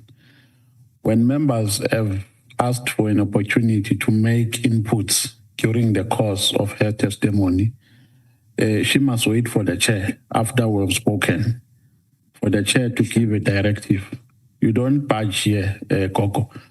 You wait for the guidance of the chairperson, and thereafter you come in, because here we are engaging so that ultimately the chair would give a direction based on the engagements that we have tendered here in a meeting. Secondly, people who have been coming to this committee, including people who are in the higher echelons of the state, have been mentioning names of serious people who occupy serious positions. So we don't understand this story that we are being told here, because it means we are subjected to hearsay. And hearsay is evidence whose credibility relies on another person other than the person who's giving testimony. So it means here you are giving us information whose credibility relies on another person. And this is a fact-finding mission. So if you come with a cold and a silent evidence, how is it going to help us as this committee? Because you give us evidence, we analyze, we dissect, and if there are names in it, we take it further by inviting those people whom you have mentioned in your testimony. So really, Chair, we can't allow to be subjected to gossips. We have no time for gossiping here. We want to deal with real evidence. She must tender real evidence. And if she has nothing to say, she must keep quiet. Thank you very much. Honorable Matthews. Thank you, Chair. We asked Professor Mary to be here based on the testimony of the minister. And most of his statement, he submitted the whole report, so her complaint letter. So she's here because a minister told us that one of his decisions on making, or his main decision on why the PKTT was disbanded, was because of a complaint that was sent by Professor Mary. So I think that is one of the main reasons that we must have in the fore of our heads on why Professor Mary is here before us. The second issue, Prof, I think you have to also appreciate there's a difference between anthropology, ethics, and also what we are doing here. It's justice. So while we understand, you'd rather not tell us a story if we are not going to have names that are going to be attached. And you can't talk while I'm talking. So let's just take a chill pill a little bit. And it's fine if you don't want to give names. We do understand we are in a very hostile environment and people are being killed. We'd rather not hear the story because it makes us difficult for us to do our jobs as members of parliament. And you can't also roll your eyes while we are talking. We need... or maybe we must be told, how do we process information on so-and-so said this, there's someone lying in prison, I can't tell names. How do we process it? Maybe that's something that we can do, or you need to tell us, because we are here, we need facts, we need to process information. As my colleague said, there are witnesses that we need to come. We'd rather not hear the story if we are not able to verify that information, because as members of parliament, we are here to execute justice, we are here to do an inquiry. So we need that. If you cannot tell us, give us a name, don't tell us the story. And I'm asking that we do that. And maybe we should also just just try to wrap up. And I mean, I do appreciate that people can be killed and we're going through a very hostile time, but we also can't just listen to stories and there's no way of us being able to verify that information. Thank you. Honorable Sols. Chair, I would just urge us as a committee to maintain equal and fair treatment to all witnesses. The terms of reference doesn't say if you don't give names, you must not tell the story. It gives an option to share a name in camera. You can share it in an enclosed setting. So let's treat all witnesses the same. if may I finish?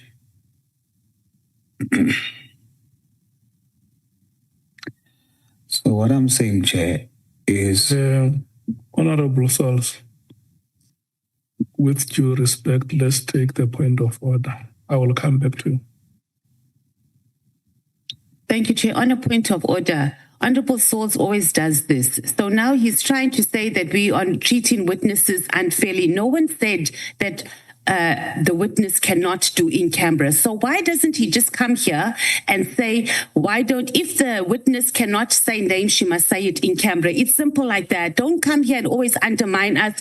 And it's so unnecessary. And you hold us back here in the committee because you are unnecessary, Honorable Sauls. Just say, let the minister, let the witness do it in camera. There's no problem. Don't throw shade at us and say we're treating witnesses unfairly. It's unnecessary. You are always doing this in the committee and you hold us back as a committee of trying to be progressive. Thank you, Chair. Okay. I will rule on that later. May you conclude your point, Honorable Sauls. Thank you, Chair.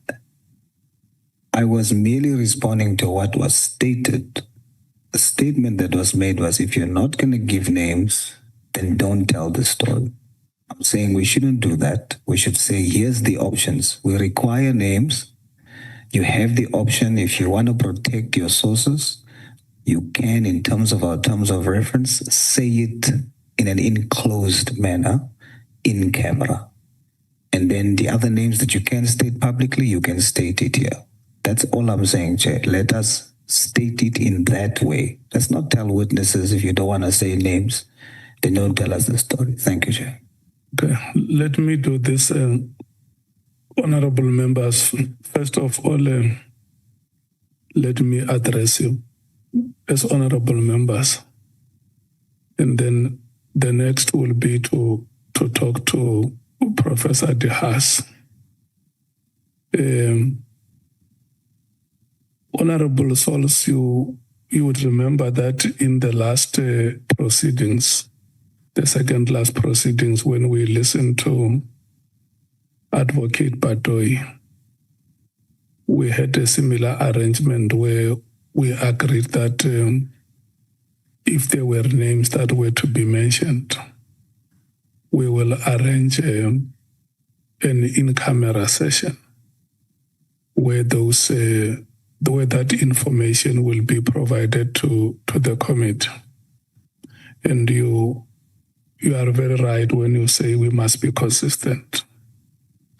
And secondly, I want to request Honorable Matthys to attack the facts and not the person. If there is something that Honorable Sauls says, let's address ourselves to the facts that he presents or the view that he propagates than to attack him as a person. Because once you say this is what he always does, I think it's ad hominem. You are now, there is this, there was one coach who had a philosophy in football that if you can't dispossess the opponent, you must make sure that there is no possession. The ball must not move forward, and the opponent must also not succeed to move forward. So you must destroy both. So I think I will not agree with the point of order that you have raised, Honorable Matthys. And then Dr. Haas, when I listen to these members and when I look at you, I can see that you are a citizen of an advanced age. And then these members are saying to you that they want to respect you as a senior citizen in this country.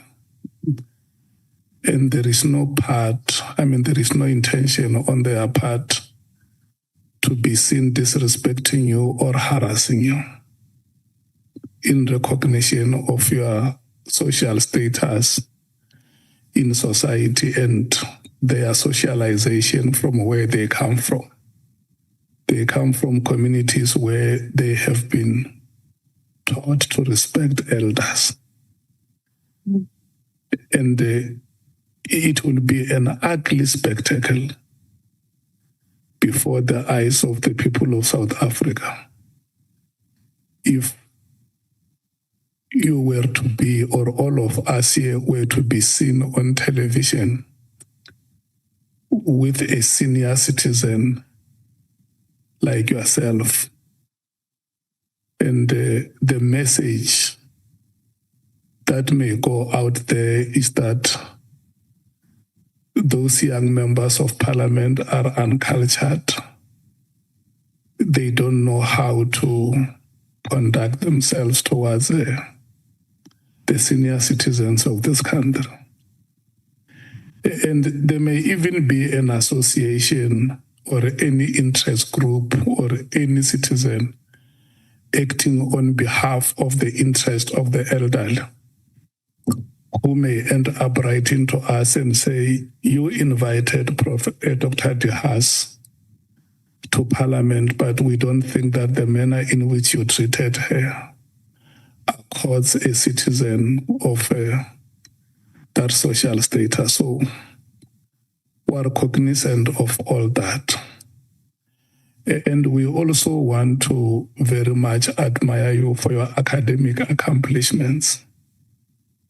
The least we request from you is to go back to the oath that we administered this morning to say, and very respectfully, so if there is any question that is put to you, try your utmost best to respond to it satisfactorily. And that is why sometimes if you observe sitting where I'm sitting, I always check with the members if they are satisfied after asking a question or a follow-up.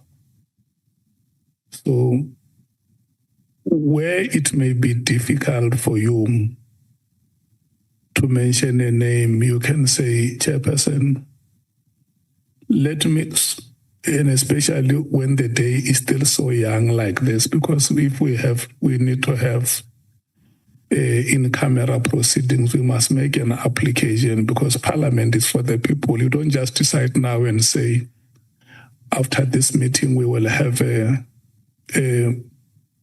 meeting in camera. If there are names,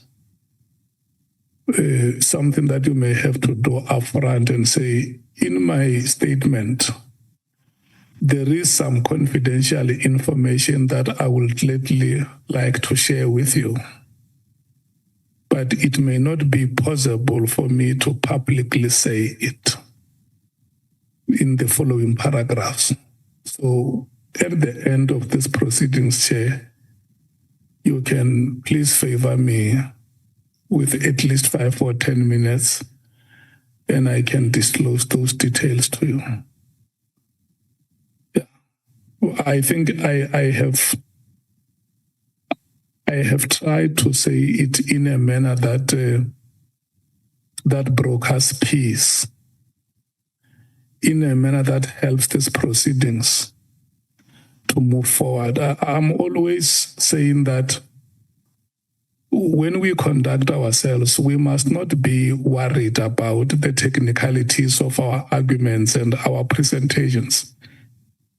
What the people of South Africa want to see is the wisdom behind our actions and the statements that we make. Thank you so much. May you please respond to the questions that the honorable members have asked.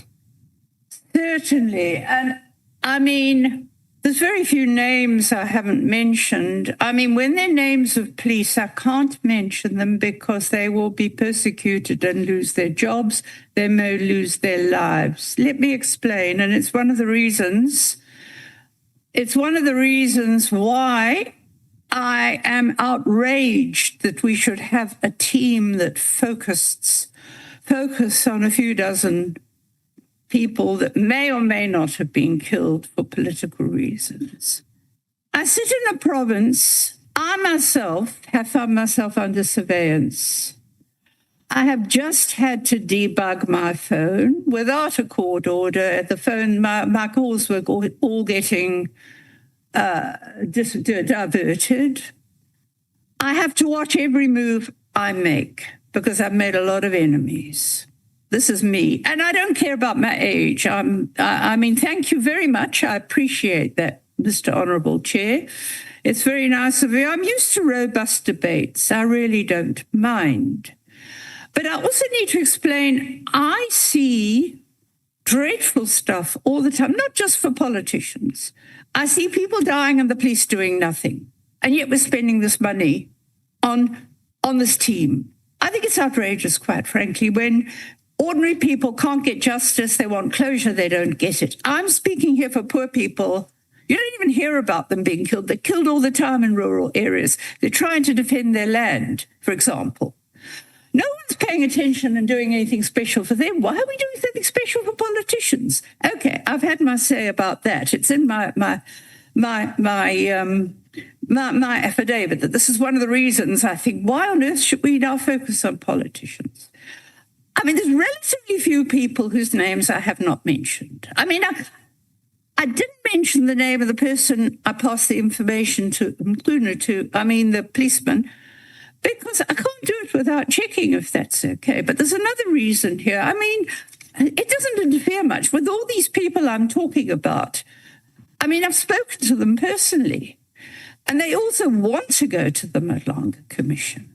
They want to go and tell their stories to the Madlanga. This brings me, before I was contacted by Parliament, when the Madlanga Commission was set up, they reached out to me. The Commission reached out to me. I have sent a great deal of information to the Commission. The Commission will contact me through its investigators when they're finished with the process in place now.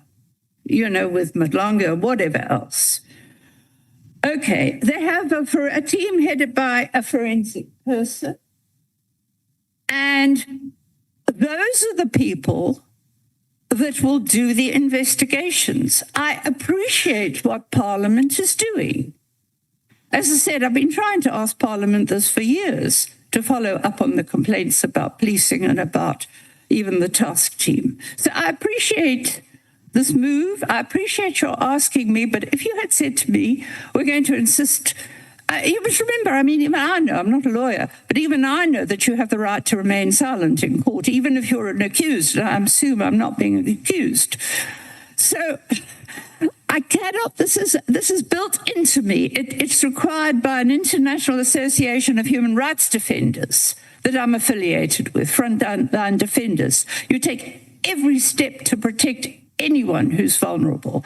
And people who give me information that might lose their jobs or their lives by my giving a name are vulnerable. So I would just have to say thank you very much, but I cannot carry on, because don't forget that at this stage we have the Madlanga Commission with specialist investigators. They can check out whether what I'm saying, they can talk to people firsthand. And as I've said to you, people are dying to talk to the Madlanga Commission when they get as far as looking at the task team. So, as I said, I came here because I was invited and I thought it was the right thing to do. I gave the answer to this question and saying, I can't tell you the name of the person who wanted to contact Mchunu, because I was asked to give any information I had, which I have done truthfully, about my contact with Mchunu, with Cedric Ngabende, with Sabia, and with, I was asked specifically by Parliament to give this information, and with Advocate Pakole. And that's the only reason I've done it. I was trying to please Parliament by giving them the information you want.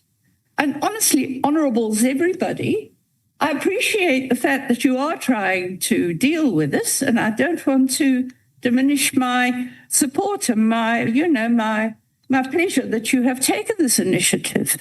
But I cannot give names, and they're not relevant, because what I'm saying here is that it's not just, in this case, it was one policeman that I must protect.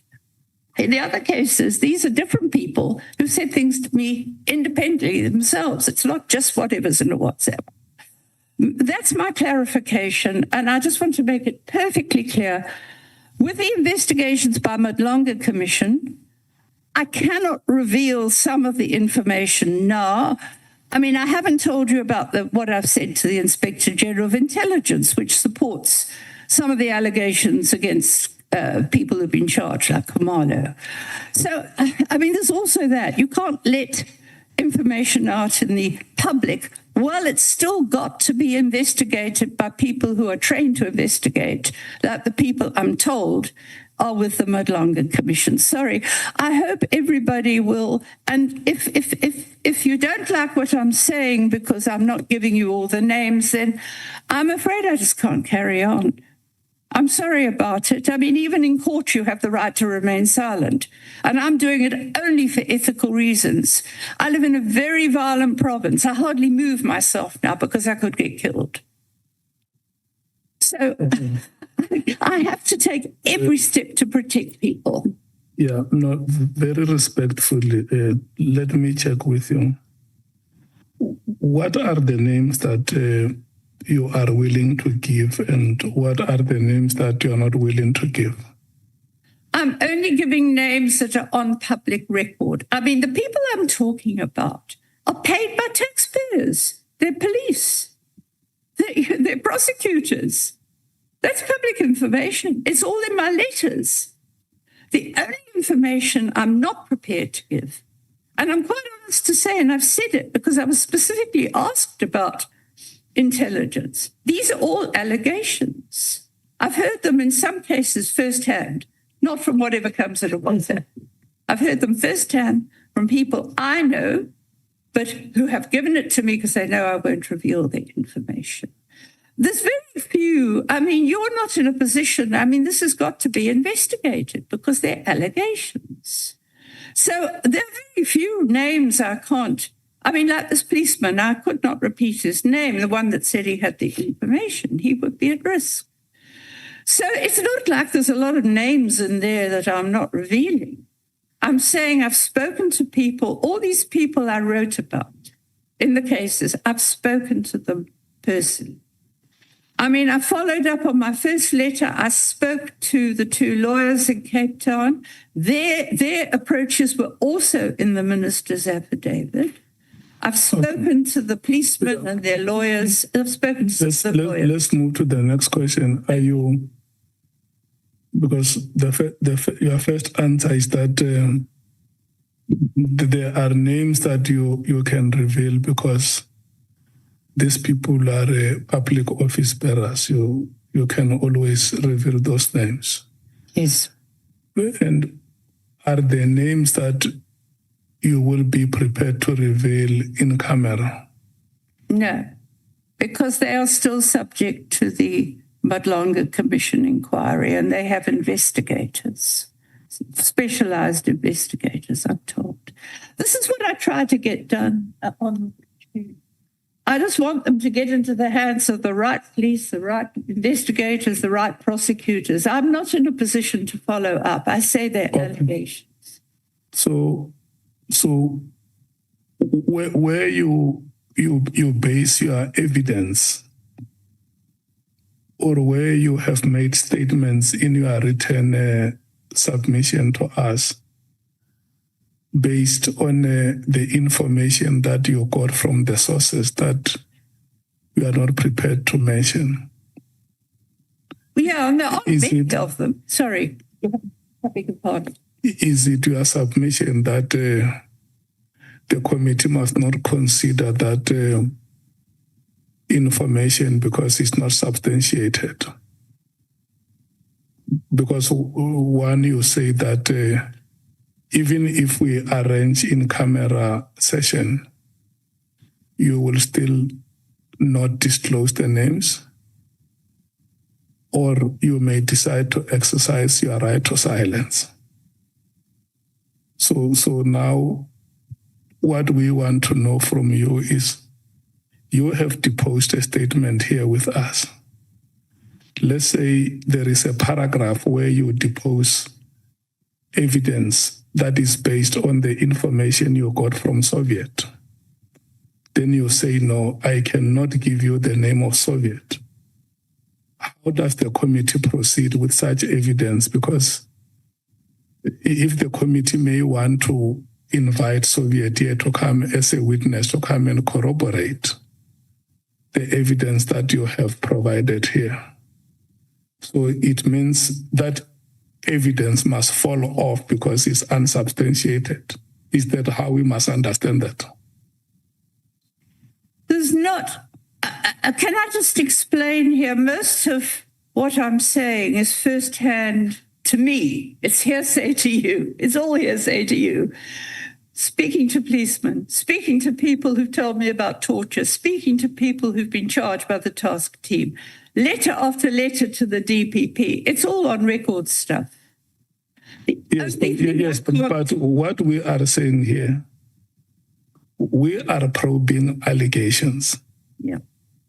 And when you are appearing before us, remember, you are appearing before us as a key witness. In fact, if we were to speak in terms of motions, if we were to speak in terms of motions, we were going to say that you are a trigger. Because everybody who came here before us, starting with General Mchunu, the minister himself, and former Minister Tele, all of them say there is this letter which was written by Dr. Mary Haas. And when you read this letter that is written by yourself, you say on paragraph 1.1 that, Minister, I request you that you instruct the National Commissioner of the South African Police Services to immediately disband the irregularly constituted, unnecessary and wasteful political killings task team and send its investigators back to the detective units established provincially and nationally in terms of SAPS legislation. And this is the letter that you wrote on the 31st of October, yes, 2024. And all the activities that, or all the developments that followed are the ones that put us where we are today. You get it? yes. So the committee is saying to you that Dr. De Haas, before you wrote this letter, there must have been some information that you gathered which make you to arrive at this conclusion that I am now at the pinnacle. I am now at the point where I must write a letter to the minister because maybe the information that I have with me is so overwhelming that I can no longer keep it to myself. Somebody has to know it. And the first person that came to your mind was the minister that you had to write to. And so now Parliament then, after the decision that you requested must be made, that decision has been made, then Parliament appoints a committee to investigate the circumstances surrounding the dissolution of this PKTT and the alleged corrupt activities. So I just want you to appreciate the motions that get that momentum after you wrote the letter. You get it? I do. And so now members of parliament are conducting an investigation. They have invited you. And members of parliament say, in our engagement with you, we want to restrain ourselves. We don't want to be seen appearing in a way that does not resonate with the decorum of this house. We don't want to be seen as if we are belligerent. You get it? We want to have a conversation with you and help us to give us information that made you to arrive at a decision like this. If there is anybody who gave you information, you say, this is the information that I gathered. There is a Soviet who helped me to compile this information, but I'm not in a position to publicly mention a name like that one. You get it? So maybe before you respond, because I'm not perfect, I may want to check with honorable members if what I said represents their views. So I'm going to rotate them one by one and hear whether what I'm conveying to you is what they want it to be. Can I start? Honorable Mchunu.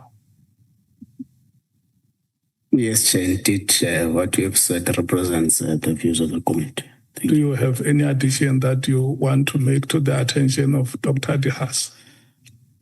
Chair, she does not really help because she was given two options.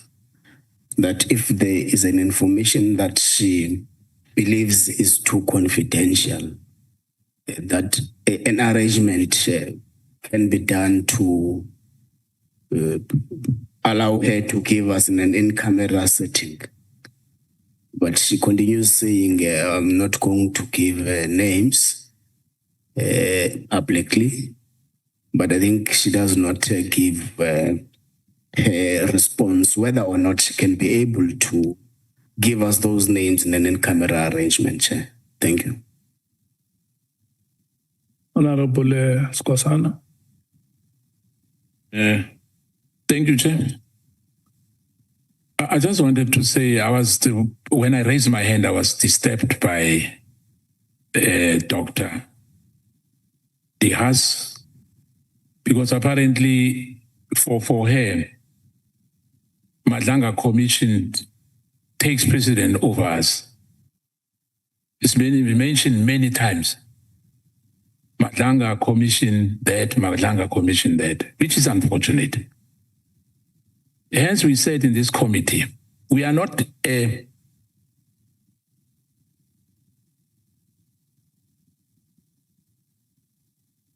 accountable to Madlanga Commission.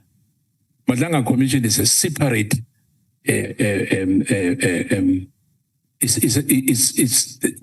It's separate from what we are doing as parliamentarians. Parliamentarians here, there's accountability here. You know, whatever happens there is the president prerogative to have the Madlanga Commission established. Everyone, when I mean the executive accounts here, there's a separation of power. And I know the doctor knows that. You know, I'm a bit traumatized about Madlanga Commission. Every almost a sentence you made now, that those witnesses would perhaps go to Madlanga Commission. They are allowed to go there. But hence the chair is asking you whether are you willing to do it on camera for us to proceed with this investigation as parliamentarians we are doing to every witness who appeared before us. We are not undermining you. But remember, we are probing. We want to know the truth. we are not a subsidiary to a Madlanga Commission. We are a stand-up committee, as an ad hoc committee here. We need to take this to Parliament, which is an ultimate in this country. We are lawmakers. And we heard you, your statement is before us, but hence we want to have a bite on it, to know the truth. There's no ulterior motives against you or anyone or any other witness here. We don't have a hidden agenda. We just want the truth. But if we can't now have the names, it's fine. You must just say that you are not willing. Perhaps we'll adjourn as a committee and take a decision. How are we going to go forward? With you as a witness. But with due respect, there's nothing against you as a person. We just read your statement, and your statement speaks for itself. Thank you, Chair. Do we still have any member from the MKP who wants to? Yeah, no, thanks, Chair. Chair, we've been partly covered by what Honorable Skosana has said. But Chair, what we have noted here is the highest level of arrogance of high note. And there is an attempt to reduce the credibility of this committee as if we're a subordinate of a certain commission of inquiry. Chair, apologies, Honorable Member. Chair, can you again talk to the witness to stop making gestures when members are submitting point? Listen, let's allow Honorable Nomvalo to conclude. We will come back to you to make that point. Chair, the first witness that appeared before this committee is General Mchunu. He mentioned the name of a witness before us in his affidavit under oath. And even when he was here, he elaborated on why he mentioned her name. The name was also mentioned by the Minister of Police, Minister Mchunu, under oath, openly so. And she comes here, she's not a police officer. She has no right to protect informants because it's only police officers with that right to protect informants. She's just an ordinary person with passion of having views on police work. We respect that. But she must not come here and undermine Parliament. This is Parliament, and this is a committee that has been tasked. We're not just doing a normal oversight responsibility here. We're doing an investigation. This is not a portfolio committee. It's an ad hoc committee with specific terms of reference. And at the center of those terms of reference is conducting an investigation on issues that are affecting SAPS.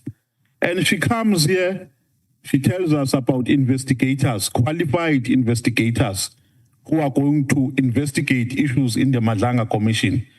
As if here, by virtue of being members of Parliament, we are not qualified to listen to what those investigators can listen to. So what I see here, Chair, is the highest level of arrogance and lack of cooperation. The witness cannot choose what she can tell us. It was going to be understandable if she was saying, Chair, I am not comfortable with disclosing names here on camera. Can we disclose them when cameras have been switched off? That will be understanding.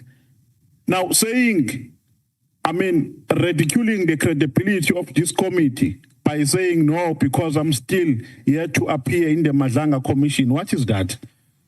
Madlanga Commission is not bigger than Parliament. It's an executive decision through the President of South Africa.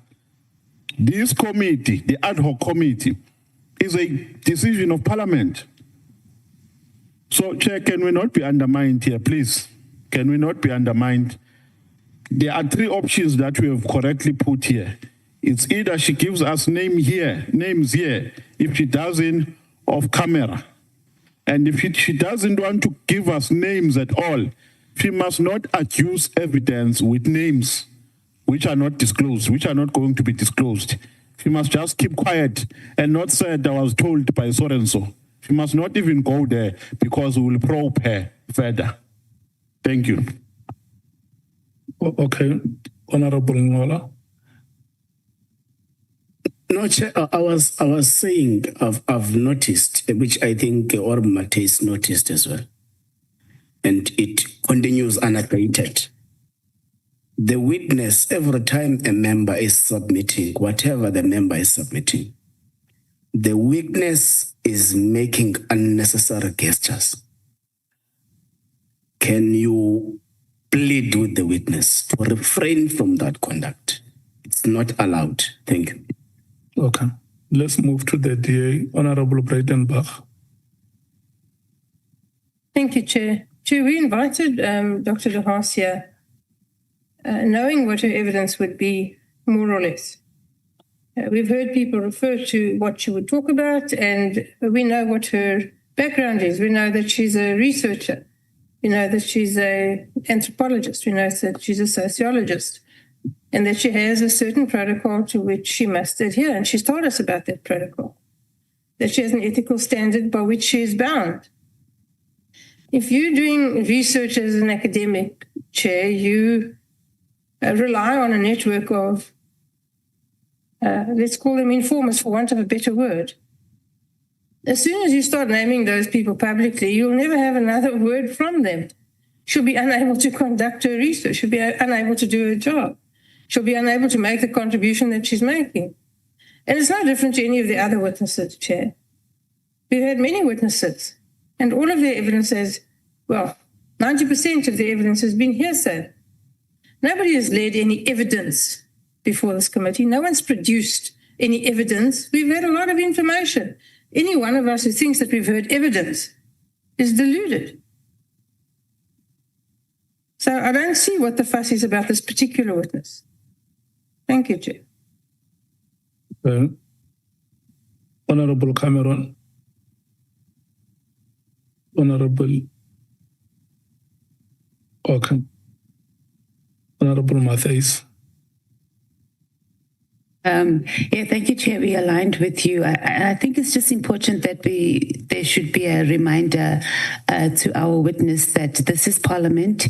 We are Parliament of the people. The difference between the Commission and this ad hoc committee, Prof, is that whatever our findings are here and also what our recommendations are, it's binding. So partly your approach to us and your response to us, I agree that it has been a touch of arrogance there that you may as well pack up and go, and also mentioning the Commission more times than is necessary, and their investigation, etc. And perhaps for the sake of progress, I think we must just get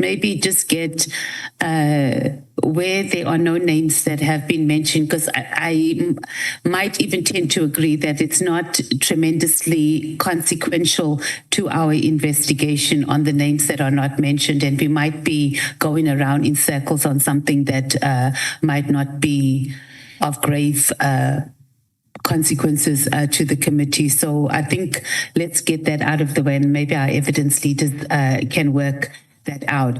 But I do think it also just set a precedent, Chair, that when we have witnesses here, that they just be conscious, even when we take their statements, if there's information that they feel that is going to jeopardize other people, that it's noted in their statement, and that we have an approach rather than us coming here and then we have to deal with, I can't mention names, etc. It does make our work a little bit more difficult.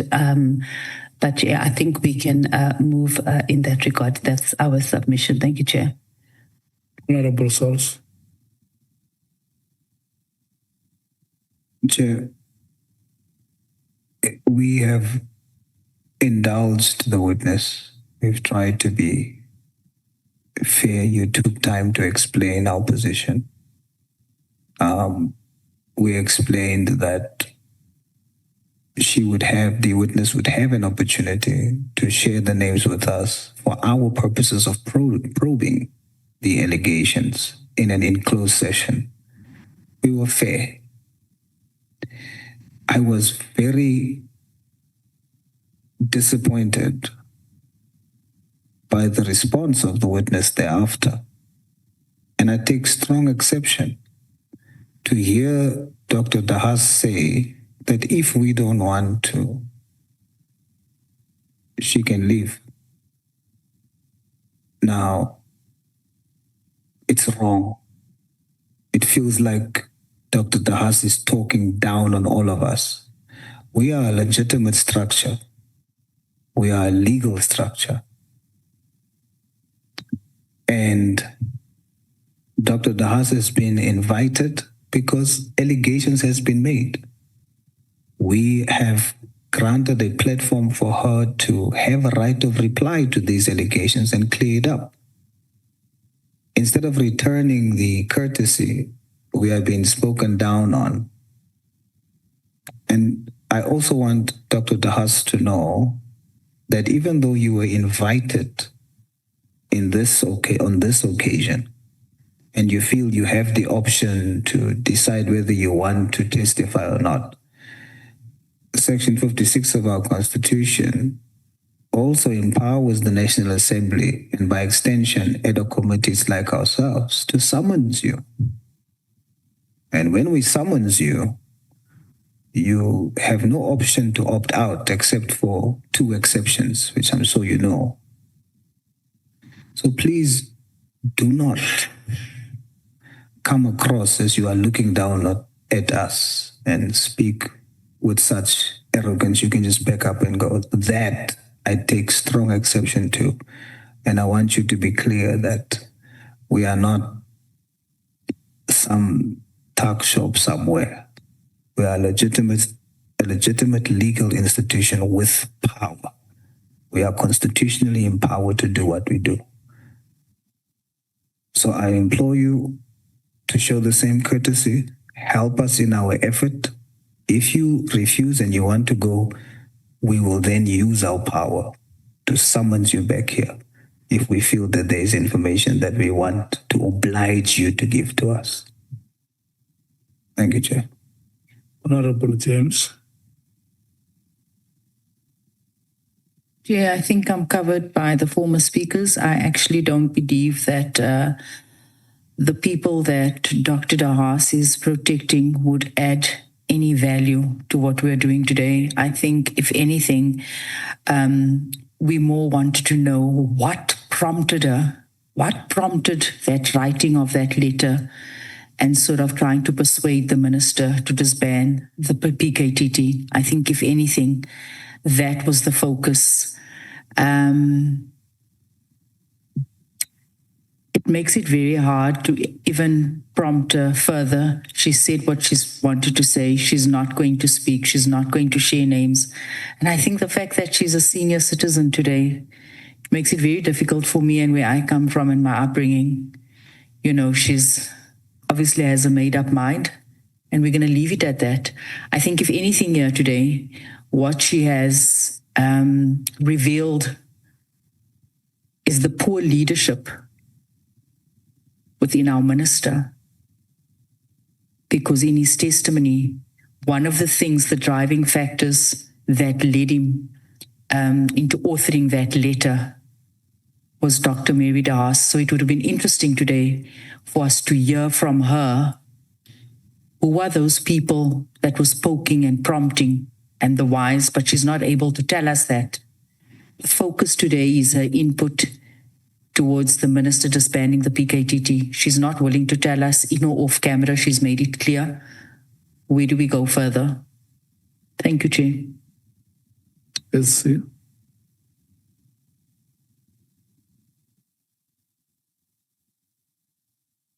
Chair, we,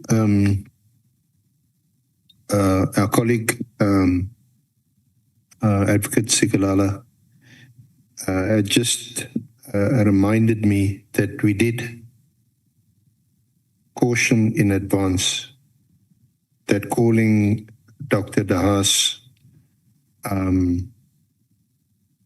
would create this kind of problem, in inverted commas, because much of her evidence or the information that she's sharing with the committee is based on a network of information that she receives, much from third parties and other sources, and is not direct evidence.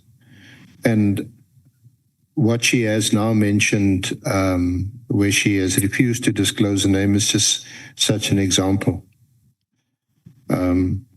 I would be inclined, like we did the other evening, to request for the informant or the person to be disclosed to us in confidence, in camera. I would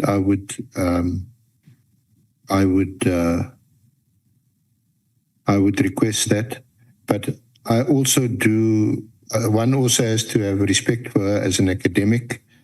There are certain fundamental tools of the trade, as it were, of a profession that academics use at university and other places of learning to bring knowledge to us, is sometimes based on information that they ethically cannot disclose. So I'm sympathetic to that kind of approach also, Chair. But I don't have a definitive answer other than to request that we go in camera, go into and for her to disclose the name. And I think Honourable Member Matthys is perhaps right to say, well, it could be much ado about nothing. When we have a name, it may not add much, if anything, to our further deliberations. But we won't know that until we hear from Dr. De Haas. Yeah. I think also the reference to Matlanga is, I think we need to also bear in mind that I think what Dr. De Haas, and she can speak for herself, is that because Matlanga is a team of investigators, it's quite possible that they could find who the person is through their reach and their investigations, which will absolve Dr. De Haas from taking that moral responsibility of disclosing the name. We don't have that luxury, unfortunately, Chair. Well, I'm not taking further hands, honourable members, because I want us to break. I hear the points that honourable members are making here. The point of academic networks, there is nobody who can ignore it. It would have been very good if you say it yourself, Prof. To say, I'm a person who does research, and in this field, there are certain codes that we subscribe to. Whatever method that you use, you need to get consent. And that is why there are so many other research techniques that a person can use, because you may not want to reveal the identity of the sources that help you in your research.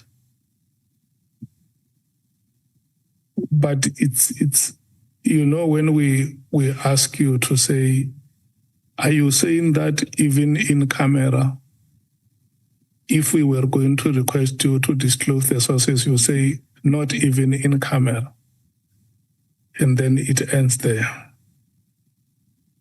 You would have assisted us if you say, look here, Chairperson, this is the kind of the work that I do. And I have promised the networks that I consulted that this information remains confidential between us. And I may not be able to disclose it to anybody because it may put your lives in danger. Or even yourself, your life can also be in danger.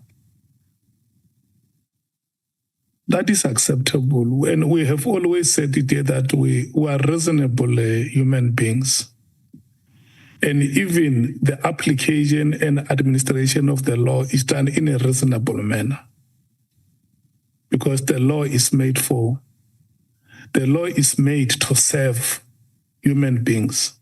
It's not meant to strangulate. And I think that is a fair point, but you should have said it yourself here. It must not be Honorable Breitenbach or Honorable Matthews or the SC speaking for you. It must be said by you, and we will reasonably take it. But secondly, I want to restate it here that it is our utmost intention, and this is what we want to do manifestly here as the committee, that we want to be manifestly seen out there respecting you as a senior citizen of this country. And that one we are unflinching about. We want to show you our utmost respect. And we also want you to feel the same warmth and comfort that you feel at your home. You must feel it here. When you have a conversation with us, you must be having a conversation with your children or with your grandchildren. You must be seen guiding them. You must be seen exposing them to the things that ordinarily they may not know in their lives. That is the kind of the atmosphere that must pervade our engagements here, and that is an atmosphere that will help us to move forward. So there must never be at any stage where you feel irritated by honorable members, where you feel offended. They are doing their work. They want to probe the allegations that have been made. And like I've said here, nobody has said it here. It was said by me as the chair that you have been a trigger that put in motion a series of events that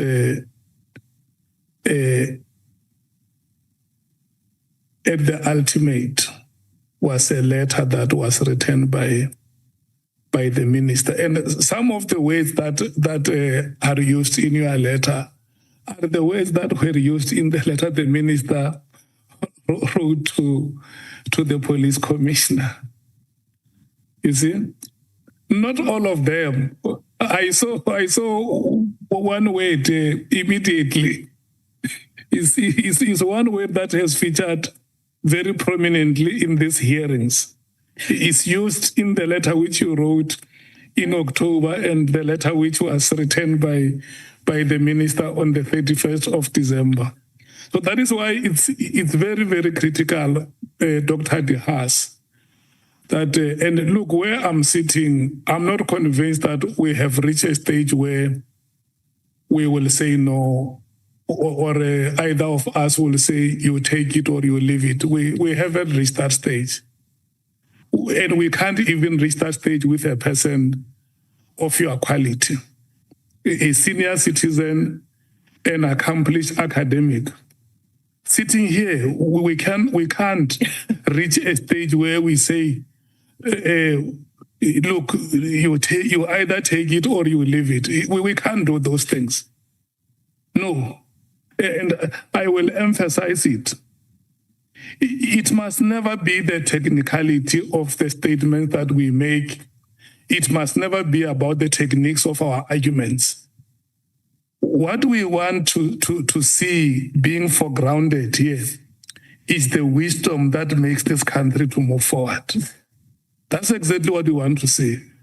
So, honorable members, before we break, let me get the commitment of Dr. Haas that when we come back, we are going to move forward and she will try her best to cooperate with the committee and give the answers to the best of her ability. Dr. Haas. Thank you. I just need to explain a few things, and I'm really sorry if it seemed arrogant, but the point is I thought that I'd explain my ethical position. And I mean, among other things, I mean, I am still a registered social worker. I mean, I could be, and not that it would really matter, but I mean, strictly speaking, it would be the end of a profession if I had betrayed someone's confidence, put it that way. But what I'm a bit puzzled, and I really don't take exception to any of the criticisms, I'm used to it. This is what academic conferences are about. In fact, they get even more insulting.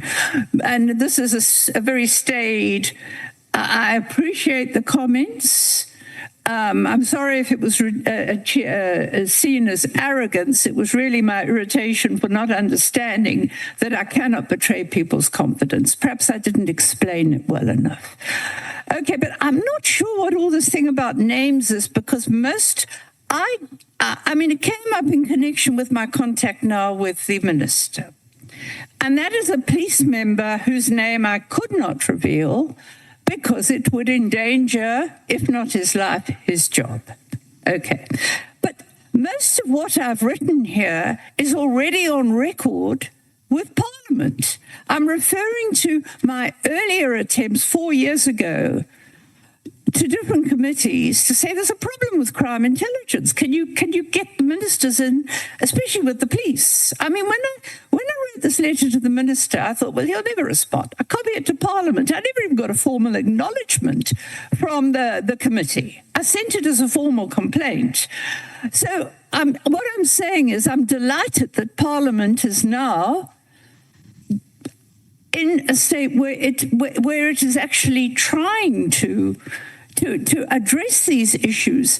And my reference to the Madlanga Commission, I see as a completely separate issue, because all I'm saying is they actually have a luxury you don't have. They've got forensic investigators. So, I mean, the issues I brought up are almost all on record. I don't know what names you're talking about. I mentioned the name of a policeman. Now, I did that. And I was just going to focus on the whole thing about the task team. I was asked, when I was asked to give evidence, I was asked to comment about my contact with the minister, which I've done fully. And that is how it came up that there was one person who gave me information I needed to pass on. And it's neither here nor there, because it's got nothing to do with that I'd written personally before, because the information I send to Parliament, I send it to the police. I send it to Parliament because the police don't respond. I am saying, this is what people are telling me. Yeah, Prof. Can you investigate? Doctor, that's my position. Yeah, Dr. Haas, respectfully, so let's do this. When we come back, then during the proceedings where you are required to mention your source, you can say, this one I can mention because he's a public office bearer. It's public knowledge.